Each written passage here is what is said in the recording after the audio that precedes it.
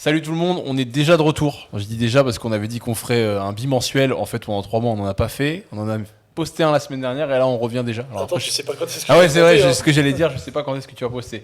Et aujourd'hui, on a un invité. On a Emmanuel Gutiérrez. Gutiérrez, je vais y arriver. Je savais que j'allais me foirer. 3 fois, j'ai dit. Gutiérez avec nous. Donc Manu, on va te laisser te présenter, mais avant je vais un peu expliquer dans quel contexte on s'est rencontrés et pourquoi on a eu envie de faire ce podcast. Donc c'était en décembre dernier, je faisais un séminaire à Sarlat, auquel tu ne participais pas, mais tu étais dans la salle à ce moment-là. Et après tu m'as contacté, tu m'as dit ouais, j'aimerais bien faire un suivi en gym, pas à distance, mais venir me déplacer et faire des coachings avec toi. Et donc t'es venu, on a discuté un peu, tu m'as dit que tu étais ancien pratiquant de bodybuilding. Et je t'ai dit, j'ai pensé à toi l'autre jour parce qu'en fait, après quelques coachings, parce que Louis, il y a quelques années, il m'a offert ce bouquin-là. Un bouquin de Poliquin, Principe de Poliquin, dédicacé par Delavier. Et je t'ai dit, je faudrait que je te le montre ce bouquin. Montre-le à la cam, je sais pas si il est énorme le bouquin, il est dédicacé. Non, c'est dédicacé par Poliquin à Delavier. C'est par Poliquin, pardon, à Delavier. Et Delavier me l'a donné. Voilà. Et je lui dis, je connaissais pas ce bodybuilder, Milos Sarkev, parce que c'est celui qui est en couverture, et on le voit pas mal de fois en bouquin, je connaissais pas. Et là, tu m'as dit. Qu'est-ce que tu m'as dit ? Je connais très bien Milos. Je connais très bien Milos. J'ai bossé avec lui. Et là, j'ai dit, en fait. C'est un grec ? Yougoslave. Ça sonne un peu grec, ça. Donc là, je me suis dit, oula, t'as fait du bodybuilding, mais t'as pas juste fait du bodybuilding, quoi. Ça a vraiment été ta passion, etc. Donc on a discuté un peu.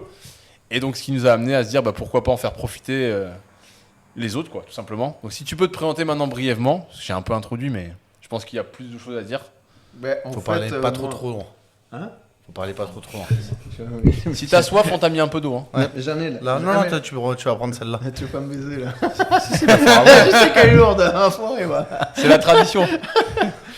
Donc moi, Manu, je suis préparateur physique spécialisé dans l'optimisation des performances. Donc vraiment dans la performance pure pour travailler avec des athlètes. Donc toutes mes études, j'ai fait là-dedans, mais j'ai plus poussé, moi, on va dire, le vice. Après, dans le master que j'ai fait, c'était vraiment en biochimie. Donc après, c'était vraiment pour comprendre, parce que forcément, la prépa physique, là, vous connaissez, quand tu vois les entraînements, etc., la nutrition, tu vois un peu tout ça. Et moi, c'était vraiment en détail, nutrition, comment ça marche, il fallait que je comprenne tout, parce que je suis un peu barjot. Donc, Mais tu as fait ça en France ? En Angleterre, ça je l'ai fait. D'abord, j'ai fait en France des études. Après, quand je suis parti en Angleterre, j'ai vécu 10 ans à Londres. J'ai vécu aux États-Unis avant, à Londres. Et là, j'ai fini mes études. Après, j'ai repris les études à Londres. J'avais 30 et quelques. Et j'ai fait le master en amélioration de la performance. Donc il y a une vingtaine d'années, quoi. Hein ? Il y a une vingtaine d'années. Dis pas mon âge. Donc voilà. Et en gros, en fait, si tu veux, dans ce master, les 3/4 du temps, c'est de la biochimie. Mais officiellement, c'est un master amélioration de la performance. Donc tu comprends bien que pour la performance... Moi, je fais l'innocent, là, biochimie. Biochimie, c'est pas que nutrition, c'est ça ? Il y a un peu plus que la nutrition. Et on parle beaucoup du système endocrinien, ce qui se passe à l'intérieur du corps, les hormones, etc. Oui, parce que c'est l'optimisation vraiment des performances. Sans parler de produits dopants, déjà quand tu fais un master là-dessus, sur de la biochimie, c'est la biochimie déjà que tu as en intracorporel en fait déjà. Oui, c'est ça. Sur les variations de ce que tu peux faire avec l'alimentation, des variations aussi endocrino, c'est de la physio en beaucoup plus poussée, quoi. Ouais, c'est ça. C'est la nutrition plus supplémentation et après on voit où c'est qu'il y a les biomarqueurs, où c'est qu'on peut les améliorer, tout ça. D'abord avec la nutrition, après avec la supplémentation et après, si plus ou quoi, après tout dépend. Après les athlètes et les sports et ça. Quel pays ? C'est très important. Oui, voilà. Toi, vu que tu es non seulement plutôt dans les pays anglo-saxons et en plus dans le bodybuilding, tout ce qui est endocrino et dopage, c'est pas du tout la même vision que nous dans nos sports spécifiques. Déjà, regarde l'exemple Angleterre, l'utilisation des produits dopants est autorisée. L'utilisation, tu peux l'utiliser. Par la loi, tu te fais choper, c'est interdit par contre. Tu te fais choper, c'est comme le Canada. Tu peux en utiliser, tu peux en avoir chez toi, tu peux en utiliser. Après, t'as pas d'en vendre. La vente est interdite, mais tu peux en utiliser. Oui, mais c'est comme les putes en France.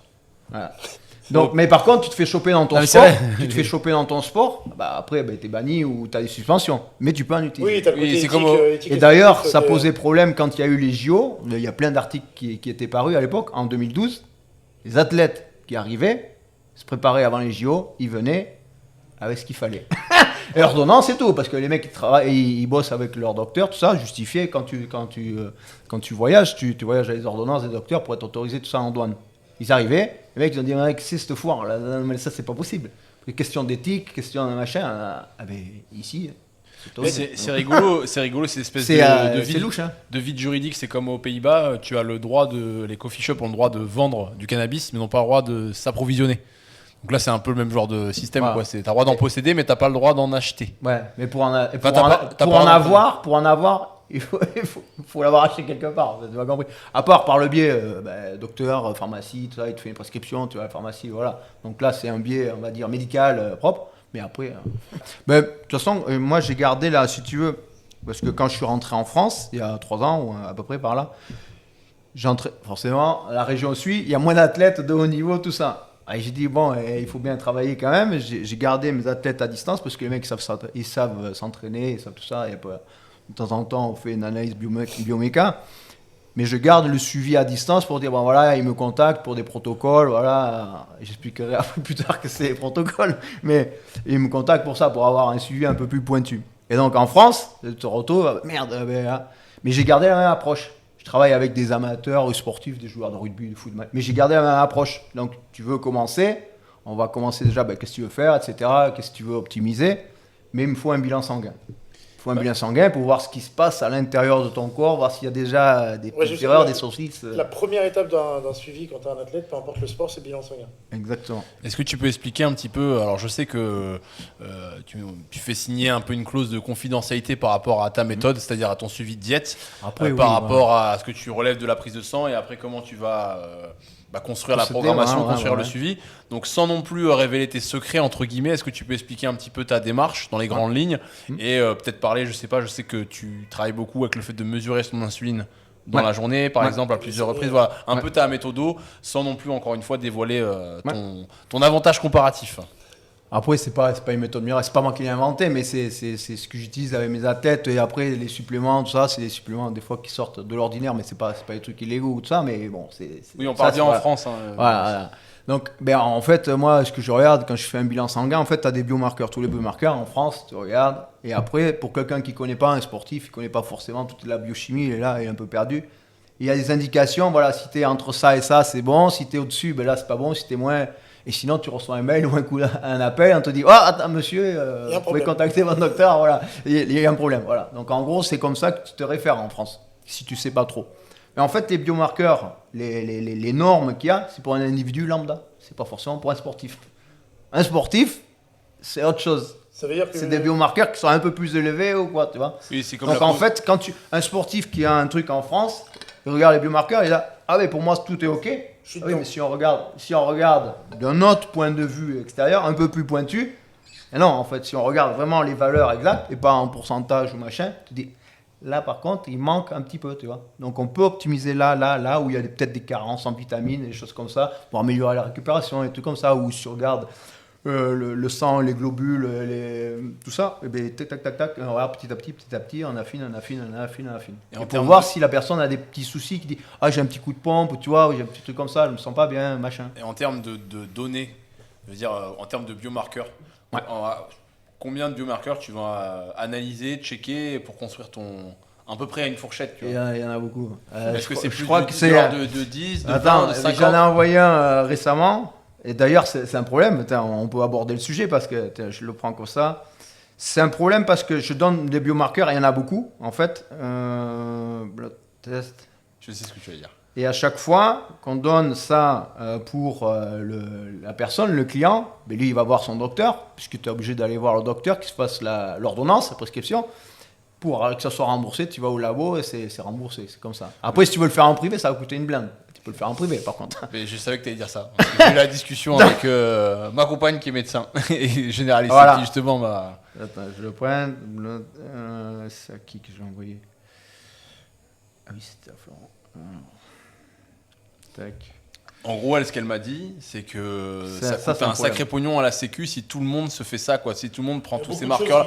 En fait, elle forcément, elle n'a pas les connaissances que toi tu as en biochimie pour la performance. Donc elle ne comprend pas pourquoi tu vas demander tel ou tel marqueur. Alors je me rappelle plus des molécules, mais elle me les a dit. Elle m'a dit, il demanderait ça, pourquoi il demanderait ça, quel est l'intérêt pour ça. Après, tout n'est pas pris en 34, charge. Voilà. 34 en fait. Voilà, mais elle me dit c'est surtout que ça coûte une blinde à la sécu de faire ça, quoi. Ouais. Ça Après, coûte une blinde. Tout n'est pas pris en charge. Ouais. T'as des trucs qui sont Ouais. pris en charge. Mais après, tout ce qui est plus micronutriments, etc., il y a plein de trucs qui sont pas pris en Et charge. après, ça part dans les labos. C'est Même pas si ton c'est labo, prescrit. ça part à Paris pour un truc. Il y a un peu plus de temps, tu vois. Ok. Mais voilà, tu vois, Donc, tu 31, si revas- tu fais un truc normal en France, tu vas voir le docteur, il va dire. Je te prends le cas, c'est arrivé cette semaine. Il va voir le docteur.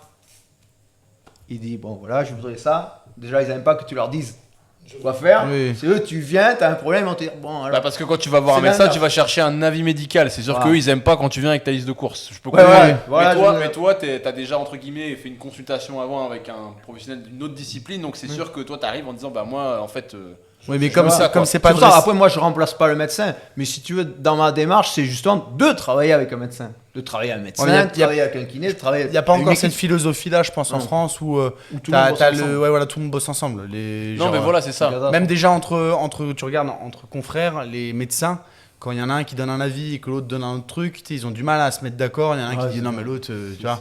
Après, par contre, ils ont un code de déontologie, je crois, Oui, ils où se ils taillent n'ont pas, pas hein. droit de se tailler entre eux. Non, ils se taillent Ah pas. non, Mais je veux dire, des fois, ils font quand même la sourde oreille, tu vois, à ce que toi, tu as pu avoir, etc. Et quand tu as des diètes qui disent un peu l'inverse d'autres, c'est souvent qui est la meilleure formation, qui a le meilleur truc. Après, je sais Ouais, pas Il s'ils n'y a pas sont. beaucoup de remise en question. Ouais, c'est quoi. compliqué. Je sais Ouais, pas c'est comment ils compliqué. sont s'ils sont tous comme ça, mais en tout cas, je peux parler de Apolline. Elle, par contre, on avait fait un podcast avec Florian Poisson. Ouais. On avait beaucoup parlé de produits aussi avec lui. Elle avait discuté avec lui. Elle m'avait dit objectivement, en endocrino, il s'y connaît plus que moi. Et tu vois, elle s'est pas dit, moi j'ai fait 9 ans d'études, j'ai fait machin. Parce qu'en fait, c'est juste que la biochimie, rester ouvert, l'endocrino sur laquelle va se focaliser Florian, bah, elle est liée à la performance. Apolline n'a pas fait de la performance, elle a fait de la santé. Donc, Voilà, forcément, ben c'est un autre exactement. domaine C'est la de même chose quand tu travailles avec un athlète. Tu vises la performance, c'est pas juste l'état général, santé. Oui, c'est pas, vraiment c'est la pas, performance. c'est pas par exemple, ce que tu as fait, c'est pas la même chose par exemple qu'un diète santé pourrait faire, Non. où la personne elle te dit, alors même, tu as des diètes santé aujourd'hui maintenant qui disent, dans des émissions, oui, votre gamin au goûter, il faut lui donner du Nutella et 5 fois les légumes. du pain. Non, même pas. trop de Même protéines. pas. Il y en a pas trop de Ah, pas protéines trop de et tout. protéines, Il y c'est avait, mauvais pour il y les avait eu reins. un reportage comme ça sur M6. Ouais. Sur M6 où il dit, non mais attendez, vous... Arrête de prendre des barres de protéines, vaut mieux que tu prennes Voilà. du cracotte avec du beurre. Ouais, du cracotte avec du beurre et puis du Nutella ou des petits biscuits. Mais donc, tu vois, t'as quand même aussi un retard à ce niveau-là Ouais, le sur problème, c'est certaines que formations. comme quoi. c'est dit à la télé, c'est dit à la télé sur les grandes chaînes nationales, là, les gens, ben, Non, ils mais croient. C'est dit à la télé, quand il y a un reportage sur des sportifs qui, dans le body, ils disent il est mort, il prenait de la testostérone, d'autres produits et de la créatine. Et donc, en Ah fait, oui, surtout la créatine. voilà, et les gens dans leur tête, On va ils en disent quoi? Ils disent en fait, amalgame de tout, quoi. Oui, Tiens, ben, juste c'est petite dopant. question sur les marqueurs, est-ce que tu pourrais nous en donner 2 ou 3 Sur les 34. sur les 34 qui sont les plus fréquemment off sur les athlètes que tu as? Est-ce qu'il y a tu retrouves certains trucs où vraiment tu te dis vraiment c'est une constante que ce soit pas top? On prend les athlètes global, hein, on Ouais, va en pas global. cibler un qui fait ci, un qui fait ça. La plupart du temps, l'urée ou l'acide urique, Ouais. parce que forcément par rapport à l'alimentation et tout, des fois ça coince un peu. Les gens qui font, il y a des athlètes qui sont pointus, et j'avais fait une vidéo sur ça. Il y a des athlètes qui sont pointus, qui font attention à tout pour performer, vraiment la nutrition, le repos, tout ça. Il y en a qui performent et qui font pas forcément carré sur tout. Et là, bon, voilà, c'est pour ça qu'on peut optimiser, même avec déjà des athlètes qui ont des très bons niveaux, regarder des petits détails. Et ça, C'est que des détails, c'est et, toujours des est-ce détails. est-ce que tu peux détailler en quoi c'est mauvais, quoi, par exemple, d'en avoir trop ou pas assez? Bah, les reins. Ouais. Les reins, déjà Ça, les reins, si les reins fonctionnent mal. Ça donne un signe déjà sur si le mec, ce qu'il Mais en mange, santé. et puis aussi Eh sur oui. l'hydratation. Je te dis ça parce qu'il y a plein de gens, ils vont pas savoir du tout. Ce que L'urée, c'est. oui, pardon. Détailler un petit peu, quoi. c'est votre C'est piste. c'est pour vulgariser un petit peu. voilà, C'est voilà. votre piste. C'est votre Ça, piste, c'est l'urée. ça, c'est vulgarisé. Vulgariser. On a un marin professionnel de la vulgarisation avec nous. Tu veux Aujourd'hui, contrôler ton Aujourd'hui, urée, tu contrôles tout seul ton urée, est-ce que quand tu pisses c'est jaune fluo ou est-ce que c'est transparent? responsable de la vulgarisation et gardien des poubelles. Voilà. C'est deux. Après, T'as juste cherché de l'eau, continue. Moi, là où. Mais il y a de l'eau à côté, marin, si tu veux là. Tiens, tu veux? Prends-la. Par contre, je te la passe pas, tu la prends. Après, il y a les globules rouges, tout ça. C'est vachement important parce que pour les athlètes, en fait, c'est vachement. Par rapport aux globules rouges, en fait, c'est l'oxygène que peut capter dans le sang. Donc, les capacités d'oxygénation, les capacités respiratoires, si tu veux améliorer le VO2, tout ça, on va regarder ça. Donc en fonction du taux de globules, tout ça, on peut voir déjà si c'est déficient, s'il y a des anémies ou des trucs comme ça. Je crois que tu as accompagné un mec sur le Tour de France, j'imagine que là c'est d'autant plus important pour les athlètes d'endurance comme ça. Sauf que là ça coûte très cher à la sécu, bon c'est en français, parce que là c'est des analyses, bam, c'est tous les jours presque. Tu vois. Ouais, c'est analyse constante. Et donc c'est aussi important parce pour qu'il y un a des public risques monstrueux. Pour un public qui est fait du crossfit, c'est un marqueur pour le coup qui est ultra pertinent. C'est pas un coureur français. Oui. C'est pas un coureur américain. Américain. Qu'est-ce que tu veux dire, Romain? Je disais, c'est du coup même pour les crossfitters, c'est un marqueur ultra pertinent. Ah oui, non, pour tout le monde en général, même pour, pas forcément pour des sportifs professionnels, pour quelqu'un qui pratique le sport de manière régulière, pas forcément intensive, mais régulière, quand je dis régulière, au moins 3-5 fois par semaine, c'est super important. Mais c'est un truc qu'on fait pas forcément gaffe. Mais si tu veux augmenter tes capacités respiratoires, mais pas que, mais si tu veux développer ta masse musculaire, des choses comme ça, si tu as une meilleure oxygénation, on pourra mieux développer après. Mais c'est déjà un point important à vérifier. Et alors c'est pareil, on demande peut-être de beaucoup rentrer dans les détails, mais bon, sur ces 34 marqueurs, il y en a qui vont être liés à l'entraînement, il y en a qui vont être liés à la nutrition. Oui. Est-ce que c'est le cas ou est-ce que la plupart des marqueurs sont liés un peu aux deux, ou alors ce qu'il y a vraiment des marqueurs, c'est la seule moyen que tu vas avoir de les impacter, ça va être via en fait, il y a des marqueurs, on va dire, il y a des marqueurs, ce sera plus hormonaux. En fait, mais ça sera plus comment on va les booster, comment on va les booster en restant dans un taux légal, puisqu'après il y a des taux à respecter. Tu peux en utiliser, certes, en utilisant des produits, mais pas. Utiliser des produits, c'est pas forcément dopant, interdit, parce que quand on dit des produits, les gens, de biochimie, c'est des produits interdits. Non, c'est pas forcément. Il y a un taux légal sur certaines choses, il y a des produits qui sont interdits, il y a la liste à la WADA, tout le monde peut y aller sur le site de la WADA, télécharge le PDF, il y a tout. Ça, tu les utilises pas. C'est interdit. Le reste, on peut booster, mais il y a des taux à respecter. Rester dans les seuils. Il faut rester dans le seuil. C'est tout. Après, si tu restes dans le seuil, voilà. Mais donc, c'est pour ça qu'il faut booster. Mais si tu boostes et que tu ne contrôles pas régulièrement, tu ne sais pas si tu as dépassé le seuil ou pas. C'est pour ça qu'il faut tac, checker. Pour quelqu'un qui veut performer à haut niveau, tu es obligé d'avoir un suivi médical, tout complet, d'être suivi vraiment. Mais tu en as aussi qui prennent des produits qui sont interdits par la WADA en restant dans les seuils. Pour pas, En restant dans les seuils aussi. Ouais, en restant dans les seuils aussi, parce qu'après, en fonction de... tu sais qu'à telle heure, ça monte plus ou moins. Il y a des produits qui vont le faire redescendre un peu, qui vont masquer en gros le truc. Et ça, c'est comme dans le cyclisme. Comme dans le cyclisme, il y a beaucoup de produits ou des suppléments qu'on va faire prendre, pas forcément pour optimiser la performance, mais c'est pour masquer les choses qu'on va leur faire prendre en fait. Et pour arriver juste, tu vois, un petit peu. Quand tu disais prise de sang quotidienne pour un coureur cycliste à ce niveau-là, ça veut dire que les produits interdits qu'ils vont prendre, ils en prennent aussi tous les jours. C'est quotidien. Ouais. Et des doses... j'avais mis un exemple. Ouais, c'est sur ton Instagram, s'il y en a qui veulent consulter. C'est tous les jours. Mais en fait, l'athlète, il est... l'athlète, le coureur, moi j'appelle ça un athlète, mais c'est le coureur, il est... le mec, il réfléchit pas, quoi. Il réfléchit pas. Le mec, il est encadré. Bon, par contre, c'est une équipe pro. Hein. C'est pas le coureur niveau national, tu sais, machin, élite. C'est un pro, une équipe. C'est des moyens. Ils ont tout. De batterie, de professeurs, machin, docteur. Pas professeur, mais docteur, kiné, T'as regardé la série sur Netflix sur le Tour de France? Ils ont fait une série Netflix où ils suivent différentes écuries. Un peu comme ce qu'ils ont fait sur la F1. Non, j'ai pas vu, toi. Tu vois la série qu'ils ont fait sur la F1, ils ont reproduit à peu près le même format sur le Tour de France. Et tu te rends compte que ça fonctionne exactement comme une écurie de Formule 1. T'as une grosse équipe marketing, une grosse équipe. Le staff, le staff derrière une équipe, il est énorme, quoi. Tu vois, une anecdote sur ça. Je fais gaffe aux anecdotes, parce que c'est la dernière fois que j'ai dit une anecdote à des gars sur un séminaire, ça a duré 4 heures. Bon, ok. Après, on est là pour ça. Hein. On a pris notre après-midi. Une anecdote sur ça. Et pourtant, c'est un coureur qui a un bon niveau, le mec que j'avais préparé sur la biochimie, qui a un bon niveau, mais à côté des tops, à côté c'est de la rigolade. Ouais. Donc le mec, il me dit, faudrait que tu vois ça, hein, faudrait que tu vois ça. Le mec, il est tellement, je dirais pas le nom, mais c'est le mec qui gagnait souvent. Le mec, il a tellement, un Américain, du même pays que lui. Il était tellement boosté, mais quand je te dis ça, c'est boosté. Il était tellement boosté le soir, donc ils sont dans les chambres d'hôtel. Le mec, il sort pour aller, je sais pas quoi, pisser ou chercher un truc de sa chambre, de l'eau, enfin ça va, je sais plus. Porte entrouverte, Putain, il entendait du bruit, mais qu'est-ce que c'est ce bordel? Un truc, ça faisait comme du vent, machin. Il me dit, là, un truc de fou. Il va voir, il s'avance, le mec, il va voir. Il dit, ah, c'est un truc ouf. Le mec, il moulinait, mais quand je te dis il moulinait pas en tourisme. Il moulinait plein capot. Donc le mec, si lui il mouline, c'est toi, si tu vas à 50, essaie d'aller à 50. C'est-à-dire qu'il mouline post-épreuve du Tour de France, le gars il rentre dans sa chambre d'hôtel et on lui installe un vélo et c'est parti quoi. Tu t'es tapé 200 km, que ce soit plate ou en montagne, c'est pire, machin. L'organisme, il est machin, il faut optimiser la récupération. Comment le mec il optimise la récupération? Il va mouliner encore plus. Des trucs de fou. Attends, c'est pas fini. Il moulinait, mais il moulinait pas juste torse nu sur le vélo. Il moulinait avec la perfusion. C'est des trucs de ouf. Il m'a dit, non mais là, faut que tu vois ça. C'est comme ça que tu gagnes plusieurs fois le Tour de France, du coup. Ah non, mais là, c'était...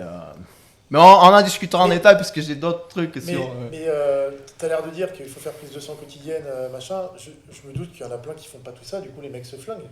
Alors, le problème c'est que, si on prend l'exemple du cyclisme, les athlètes de haut niveau qui performent, qui ont des résultats, forcément ils sont dans le haut du panier. Donc eux, on va faire attention à eux, tu vois. On met les moyens, on met le paquet, faut y aller.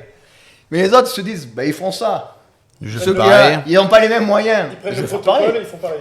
Il va savoir s'ils ont le protocole ou ils ont entendu parler, tiens, il prend ça, ça fait pour... Tout le monde a entendu le cyclisme, le PO, je vais en prendre le PO, machin. Le PO, attends, mais le PO, ça fait pas... C'est pas... Ouais. Les créatines. À l'époque, les créatines, puis ça masquait le PO. 1998, Festina à faire Richard Virenque. C'était des délires. Mais alors, ils se disent, on va faire la même chose, sauf qu'eux, ils n'ont pas le même suivi. Tu peux prendre les mêmes produits, mais tu vas pas faire forcément les mêmes performances. Oui, parce mais qu'en si t'es fait, pas suivi, si t'as pas de contrôle, si en un il a une carence en potassium et que toi tu mets blinde de potassium dans la gueule, genre il va pas être bien quoi. Ah bah arrêt cardiaque. Donc, oui. Rideau là. Mais là, je sais pas si vous avez parlé de ça, mais là il y a eu une compète, une course de vélo il y a pas très longtemps. En Espagne. Et ils ont annoncé un contrôle à l'arrivée. 150 et il y a 150 coureurs qui ont arrêté la course en plein milieu pour abandon, ils se sont barrés en plein milieu de la course pour pas aller pisser à la fin de la course. Ah ouais. Pisser ou 150 abandon, fatigue extrême. C'était pas niveau, c'était pas UCI. Hein. Non, c'était un niveau. C'était pas pour UCI. Non. C'est le body. Non.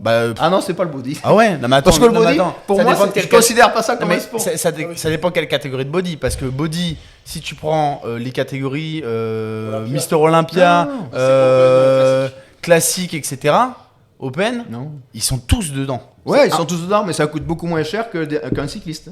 Oui, parce que les cyclistes, ça va être des produits, ça va être autre chose, c'est pas pour la masse. C'est journalier, c'est des doses de. Tu prends la même chose, tu respires trop quoi. Tu vas gratter. Que sur son Tour de France où il s'était fait toper, ou en tout cas l'un de ceux où il s'est fait toper, ils avaient dû remonter jusqu'à 82e participant pour trouver quelqu'un qui n'avait jamais été dans une affaire de dopage. Armstrong. Ouais. Mais il s'est jamais fait toper, je crois. Mais non, parce qu'en fait, Armstrong, il a annoncé post-carrière. Non, c'est parce que des gens de son équipe, Floyd Landis, tout ça, son amiral, je sais plus comment il l'appelait, c'était pas Landis, c'était. Parce que lui, il me semble qu'il s'est jamais fait toper. Et en fait, ils ont témoigné. Il y en a un autre qui a témoigné, a dit mais attendez, mais nous, on prend ça, mais c'est qui le patron? C'était lui. Oui. Sauf que lui, en fait, on en viendra à l'histoire, je raconterai en détail. Je connais pas personnellement Lance Armstrong, mais lui, il était protégé. Parce que derrière c'est Nike, il avait l'assaut Livestrong, et là, il y a les moyens. Il y avait les moyens, les mecs, en plus l'US Postal à l'époque ça pesait des millions. Oui, mais c'est comme dans le crossfit, et genre t'as certains athlètes de haut niveau, je peux te dire que jamais il y aura de contrôle, il y a trop d'argent derrière. Et oui, il rinçait lui, Les mecs, bon, lui, touche pas parce que là les marqueurs ils vont exploser là. Oui, genre ils font la prise de sang, ils prennent le truc, ils le jettent et il était protégé. Mais par contre, il a fini quand même en bouc émissaire quand même pour beaucoup de ceux. Ah ouais, et après il était obligé de dire bon. À la fin, il a avoué, mais il a avoué post-carrière. Il a dit j'ai fait toute ma carrière et toute ma carrière j'étais on et toute ma carrière j'étais off. Bah oui. Je savais que t'allais faire ça, quel bâtard. Quel bâtard. Je l'ai vu tout à l'heure courir avec son petit sac comme ça et innocemment, j'ai dit que c'est pas un enculé. Tu vois, il veut prendre ses compléments alimentaires. Et c'est pour faire sa pub. Voilà. Il était vite de sachet, ouais. Ouais, mais c'est une merde.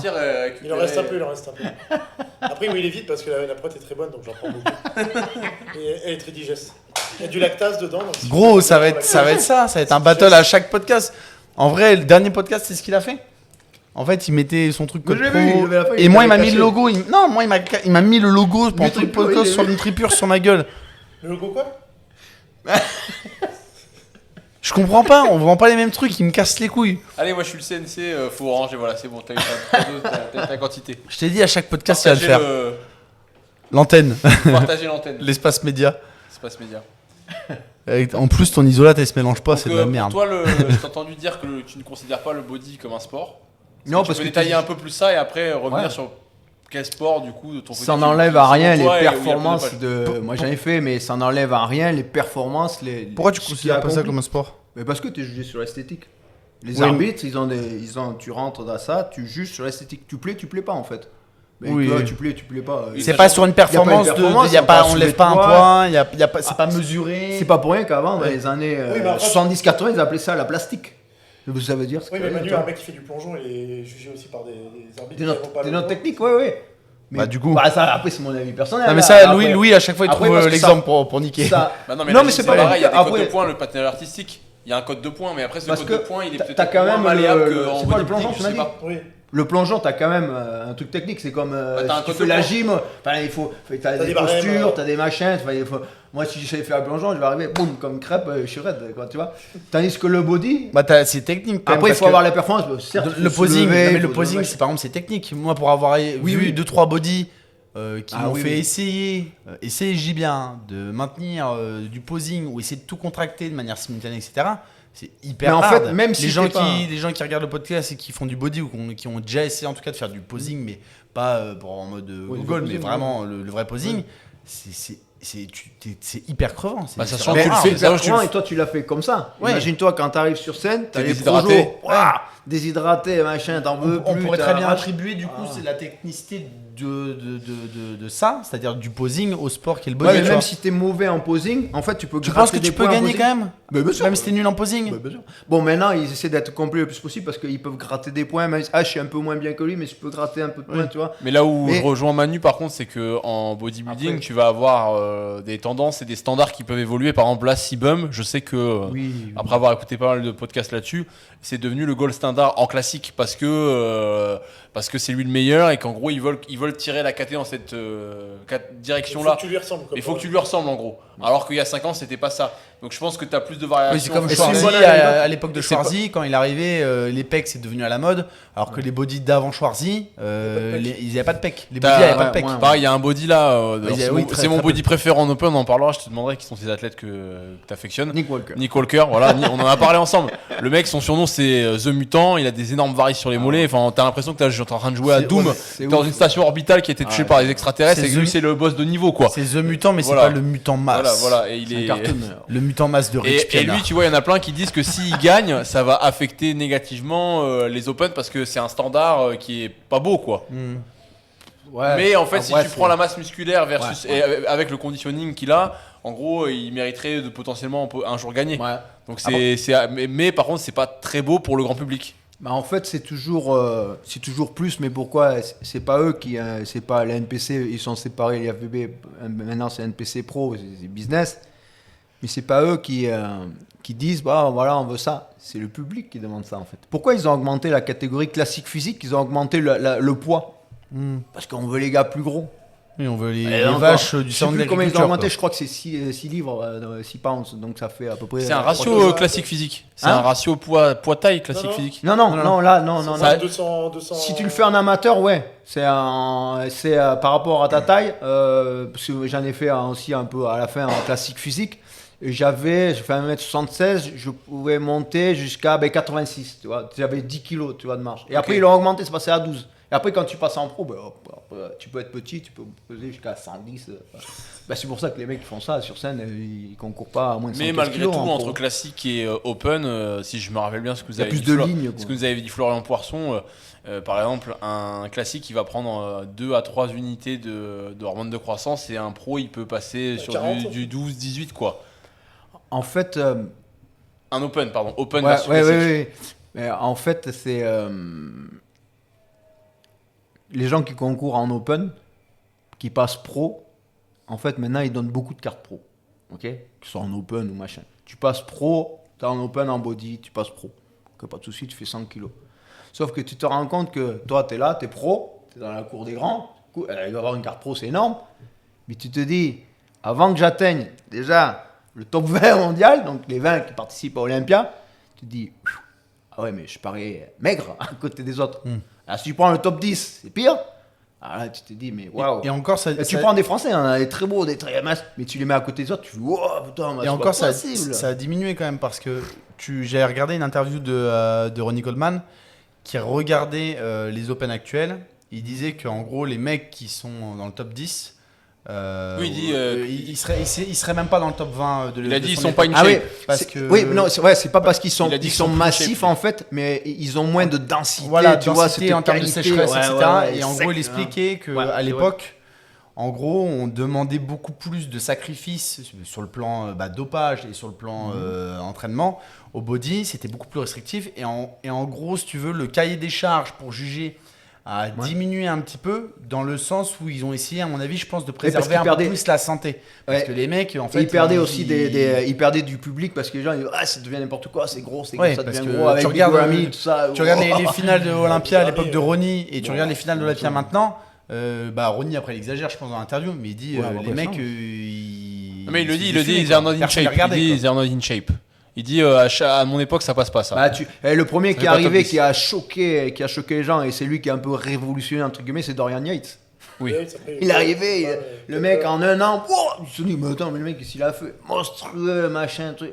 Et tu te dis mec, mais le mec c'était un barjot. Oui, je suis allé à l'époque où il s'entraînait, je suis allé dans sa salle, le Temple Gym, à l'ancien parce que maintenant c'est son fils, il en a ouvert un autre, un peu plus commercial, tu vois. Et tu rentrais, tu descendais, c'est un donjon. Rentrer dans la machin, tu te mets dedans. Tu te dis là, tu n'auras pas si la poussière par terre parce que c'était dégueulasse. Hein. Mais t'as la ferraille bling bling bling là, tu te dis. Et du coup, là, t'as pas le choix. Hein. Pour revenir sur le fait que tu dis que pour toi, c'est pas un sport, tu estimes pas que la partie préparation mais si. pour pouvoir amener à ce résultat. Non, c'est très dur, mais après, c'est le fait qu'à la fin, parce que ça te demande des sacrifices, les entraînements, la nutrition, supplémentation, il faut être tout carré, t'es fatigué, il faut s'entraîner, t'as pas envie, il faut s'entraîner, machin.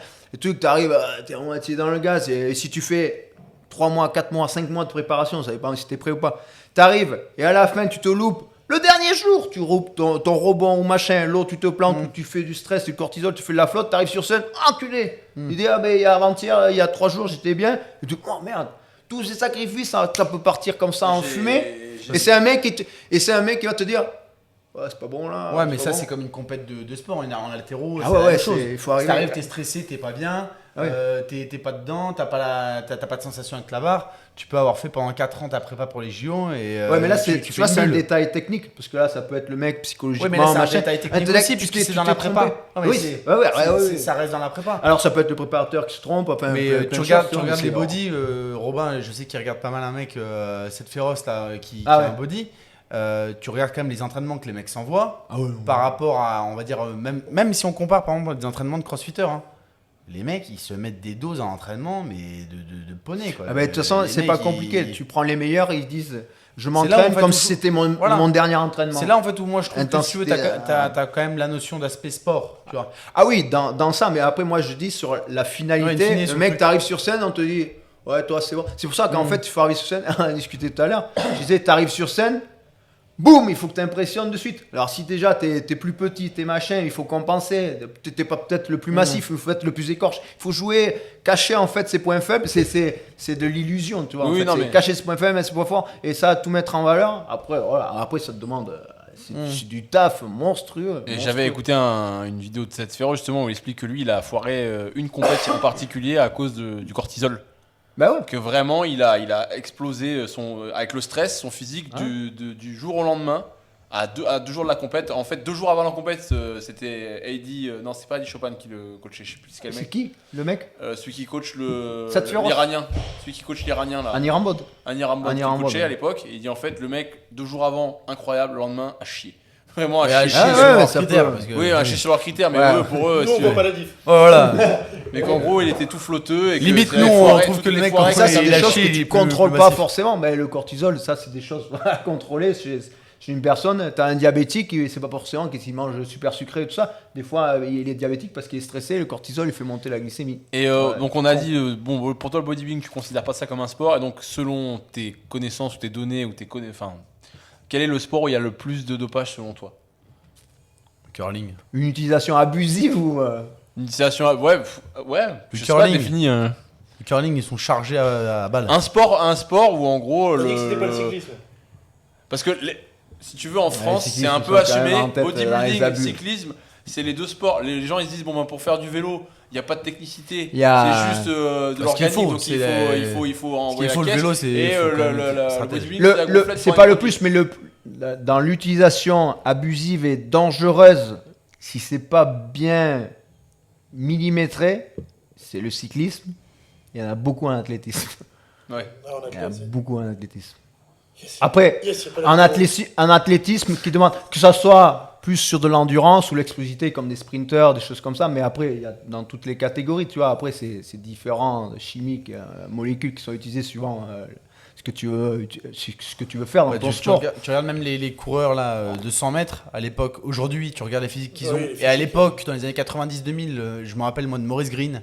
Ah ouais, et avant c'était Ben Johnson. Gros, bon, il a été Johnson, contrôlé Maurice positif. Green, les mecs, t'avais l'impression sur la c'est ligne des de body, départ, quoi, c'est c'est que des bodybuilders c'est des qui vont classiques par physiques, quoi. Des boules de muscles. Et aujourd'hui, ils sont quand même moins énormes. T'as quand même Ah ouais, des ils physiques sont- plus harmonieux, Ouais, ils sont plus moyens. athlétiques. Bah, c'était des Et classiques physiques. Maurice Green était Ouais, énorme ouais. avec ses lunettes et tout, Mais ouais. énorme Après, si- Renoir tout si entier. tu parles Tu as de- connu Ben Johnson Ah oui.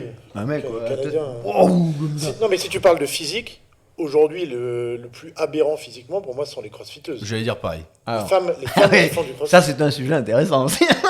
Enfin, toi, avec ton œil, quand tu vois les CrossFit Games, tu vois les nanas qui se pointent, qu'est-ce que tu dis à quelqu'un qui espère encore, qui a l'espoir que ce soit un sport naturel D'ailleurs, à ce niveau-là? je rajoute juste un De pas être naïf. je rajoute juste un petit Bah oui, truc, oui, ouais. une petite question sur la question. C'est chaud. Est-ce que toi, avec les connaissances que tu as en biochimie, avec les suivis que tu as pu faire, est-ce que tu es capable de voir, entre guillemets, à l'œil nu, un peu comme un mec qui fait de l'onologie, il est capable de voir à la robe du vin que c'est tel ou tel c'est un vin de merde etc. ou pas. Est-ce que tu es capable de regarder à la congestion de quelqu'un, à Oui, sa shape? Bah ok, ce mec-là, je dirais qu'il prend ça, peut-être pas la Bon, molécule après, près, on mais va pas abuser non plus, je suis pas un magicien, mais oui, Tu ça, sais s'il est ça chargé. se voit. Ouais, ça se voit parce que c'est pas forcément le mec, bah, c'est pas une personne qui va performer plus que les autres, tu dis, bah, il est chargé. Il y a des personnes qui sont très douées, qui ont des capacités. Mais après, il y a des choses qui trompent pas, tu vois, parlais le de développement Tu musculaire. parlais de qualité de peau surtout. Des marqueurs. Toi, Voilà. tu disais ça. Ouais, voilà, il y a des marqueurs, des trucs, quelque chose de visuel qui se voit vite. T'as déjà que tu sois sec, quelqu'un qui est sec, il peut être sec naturellement, tu vois. Bon, Comme moi. ça, ouais, voilà, tu vois, t'es sec, bon, t'es sec. Après, si tu forces un peu, tu peux être ultra sec, volumineux, sec, dense. Tu vois des muscles un peu striés sur le deltoïde, tout ça, parce qu'en crossfit, ils sont en Marcel ou torse nu, machin. Tu vois des muscles striés, vascularité. Qualité de peau, parce que tu Ouais, vois. quand Mais les les gens, mecs, ils ont des peaux de merde et tout. on voit pas forcément à la télé, mais quand t'en vois de plus près, tu vois que t'as une peau un peu granuleuse, Ouais, tu vois, un peu mais nous, on l'avait pas vu comme sur, de la semoule quand même, Peau de mais bon. crocodile. Ouais, voilà. Ouais. Mais tu vois une peau comme ça, un peu huileuse, un peu machin. on voit les pores de la peau, quoi, ils ressortent un peu. Ouais. Après, ben, ils sont pas tous comme ça, mais c'est des trucs Mais ça, que c'est tu des vois vite. prédispositions génétiques que tu auras aussi. Ah oui, parce que t'as des personnes, Oui. ça dépend des glandes. C'est des mecs qui ont sébacées, eu du etc. Roaccutane pendant 10 piges, c'est sûr que. Ouais, non, mais voilà, mais t'as des trucs simples. Mais déjà, tu vois quelqu'un qui est volumineux, enfin sec, volumineux, dense, et musclier, beaucoup de vascularité. Et si tu. Naturellement, Oui, tu as déjà le doute, et si tu corrèles ça en plus il est avec au top l'activité- de la génétique. Et si tu corrèles ça avec l'activité physique qui est pas adéquate, là t'es sûr, par exemple, je parle typiquement comme Louis a dit, là, les crossfitters, quand tu vois des gens qui ont toutes les caractéristiques que tu viens d'avancer et que tu vois que leur entraînement c'est pas du body, c'est de l'endurance de force, du cardio, du- etc. Là tu vois bien que des fois il y a une couille quand même. Tu peux pas avoir un physique d'une nana qui est plus costaud que un physique de mec de salle, sachant que le mec en salle, lui, il fait tout pour pouvoir être musclé et être sec. Et t'as des nanas, en fait, elles font pas ça. C'est pas le propre de leur entraînement. Et elles arrivent à performer. Après, au-dessus des ça mecs, hein. n'enlève à rien les performances des personnes. Qui Ah mais j'entends. utilisent- Voilà, c'est juste quand même là, des du très coup, beaux t'as quand athlètes. même plus de doute. Oui, oui. bah oui. Et moi, il y a aussi un truc que j'ai déjà entendu, c'est que ça épaissit le sang, certains produits dopants. Ça va épaissir le sang, où tu as plus de sang. Ben, tout à l'heure, on en parlait, le taux de globules rouges. Donc quand tu augmentes le taux de globules rouges, du coup, ça épaissit le sang. Et du coup, Oui. ça- rougit. Là, si t'as plus. T'as l'impression que la personne, elle a un pump Le sang est plus permanent. Ouais. Quoi. Mais c'est là où il faut contrôler souvent, et là, c'est plus de l'amateurisme, je veux dire, dans ce sport-là, parce que les gens le font de leur côté ou quoi, aux caisses. Et après, ben justement, ça peut dériver. Et si le sang s'épaissit, il y a un fort risque de... Et toi, selon toi, c'est quoi les produits qui sont pris en CrossFit et qui seraient potentiellement les plus efficaces? C'est pas pour que vous les preniez, c'est juste pour savoir ce que les mecs... On va vous mettre les liens après. On va vous mettre les liens en dessous. Non mais en gros, est-ce qu'ils prennent de l'OPO? Homme ou femme? En fait, comme le CrossFit, il y a une variété de disciplines et de modalités. Ouais, ça fait appel de Est-ce que l'endurance, les de la mecs, ils vont force, de prendre l'explosivité. les mêmes dopages que des cyclistes et plus le même dopage que des bodybuilders, ou est-ce qu'il y a quelque chose qui fait un lien entre les deux? Enfin, je sais pas quoi. Bon, on va être clair. Un protocole type d'un crossfitter homme, ça serait déjà un tout petit peu de testostérone pour faire augmenter un peu ses capacités de récupération, tout ça, augmenter un peu la masse musculaire, puisqu'après, comment il s'entraîne, bon, forcément, il peut développer la force. Après, s'il récupère un peu mieux, ben, il peut forcément s'entraîner un peu plus, il récupère plus vite, etc. Ça donne un avantage assez conséquent, on va dire. Oui, parce qu'en fait, c'est l'effet cumulé. Tu vas t'entraîner 10-15% de plus que tous tes compétiteurs et donc glisser sur plusieurs années, à la fin, c'est énorme. Voilà, donc moins de fatigue, tu repousses un peu la fatigue, tout ça. Donc ça serait la base. Et quand je dis la base, c'est pas... faut pas commencer à dire, le mec, il prend... Juste un tout petit peu, j'ai dit, un tout petit peu. Pas besoin de dire combien, mais c'est un tout petit peu. Un tout petit peu en comparaison à un bodybuilder, par exemple, professionnel. Ouais, mais même un truc classique, parce que les gens, ils s'imaginent déjà, non, quand je dis un tout petit peu, c'est l'équivalent du TRT, tu vois. Oui, parce que les gens n'ont pas de notion sur ces drogues-là, alors que par exemple, tu vois, on sait très bien qu'il y a boire une bière, boire deux bières, et puis s'enfiler une bouteille de vodka tout seul, et que dans les deux cas, dans les trois cas, on a bu de l'alcool, mais que c'est pas la même. De toute façon, ce qu'il faut se dire, c'est que c'est pas parce que les gens ils vont en prendre plus que ça va marcher mieux. Donc au contraire, plus t'en prends, plus tu réduis ton espérance de vie. J'avais écouté un podcast de Phil Heath, donc un ancien champion de bodybuilding qui est une des légendes, c'est un des meilleurs. 5 fois Olympia, et il disait que lui, il a gagné son premier Olympia, il était tout fier de dire ça dans le podcast, sans prendre d'hormones de croissance.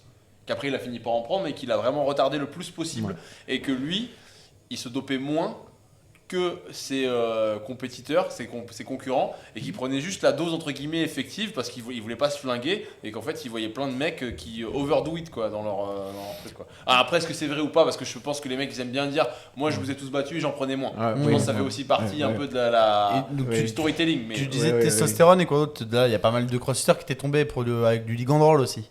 Oui aussi, mais après il faut quelque chose, parce que comme c'est des mouvements... En fait, tu utilises beaucoup pour protéger les tendons aussi. Parce qu'en fait, comme tu fais des mouvements explosifs, latéraux, tout ça, mouvements, après, c'est pas forcément. Dans un crossfit, c'est pas toujours maîtrisé, tout ça. Donc, les tendons, les articulations, il faut essayer de les préserver au maximum. Donc, il faut quand même quelque chose pour protéger un peu. C'est pas pour protéger, mais pour les lubrifier. Parce que tu vas pas les protéger, c'est pas en prenant du collagène que tu vas protéger tes articulations et tes tendons. Donc, il faut quelque chose d'assez costaud. Donc, voilà, c'est des choses comme ça.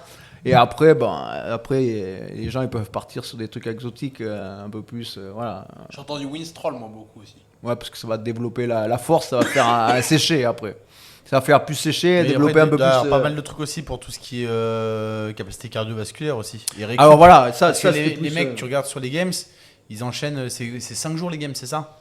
Ça dépend des années, mais je crois que là ça démarre le jeudi ou le mercredi. Le dernier c'était 5 jours. Les mecs ils font plusieurs WOD par jour pendant 5 jours. Mais là il n'y a pas besoin de se doper. Les WOD arrivent quand même le vendredi, samedi, dimanche. Mais en gros ils font les WOD un peu endurance au début pour les laisser. Mais il y a moins de WOD sur les deux premiers jours quand même. Oui j'entends, mais ce que je veux dire c'est que tu regardes avec des gens qui ont un très bon niveau en CrossFit. Ils font n'importe quel WOD, même les derniers, donc où les mecs sont censés quand même avoir de la fatigue accumulée, ils feront même pas le score du top 20 des Games.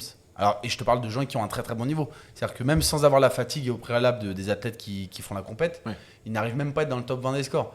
Donc c'est quand même qu'en termes de récupération, c'est pas la lumière rouge ou la cryo. C'est Zach Tellender, c'est un youtubeur que Louis affectionne aussi, qui est un youtubeur haltérophile mais qui vient du CrossFit à la base, et il expliquait qu'en gros le CrossFit a forcément du dopage étant donné que c'est un sport de récupération. J'aimais bien aimer son parti pris, c'est que c'est un sport en fait tu gagnes sur la récup.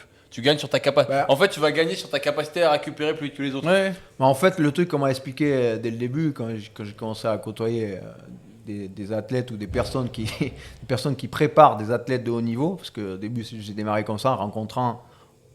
J'ai démarré, en fait, je voulais savoir. J'ai dit, mais attends, moi j'aimerais bien entraîner des athlètes de haut niveau. Donc j'ai dit, il faut que j'essaie de rencontrer les meilleurs qui font ça, ceux qui préparent les meilleurs. Donc de fil en aiguille, tu connais une personne, 2 personnes, et après tu essaies de les rencontrer. Tu vois. Et quand tu arrives à les rencontrer, ils te disent, en fait, le dopage il est partout, hein, que ce soit dans tous les sports. Hein. À partir du moment où il y a de l'argent, il y a du dopage.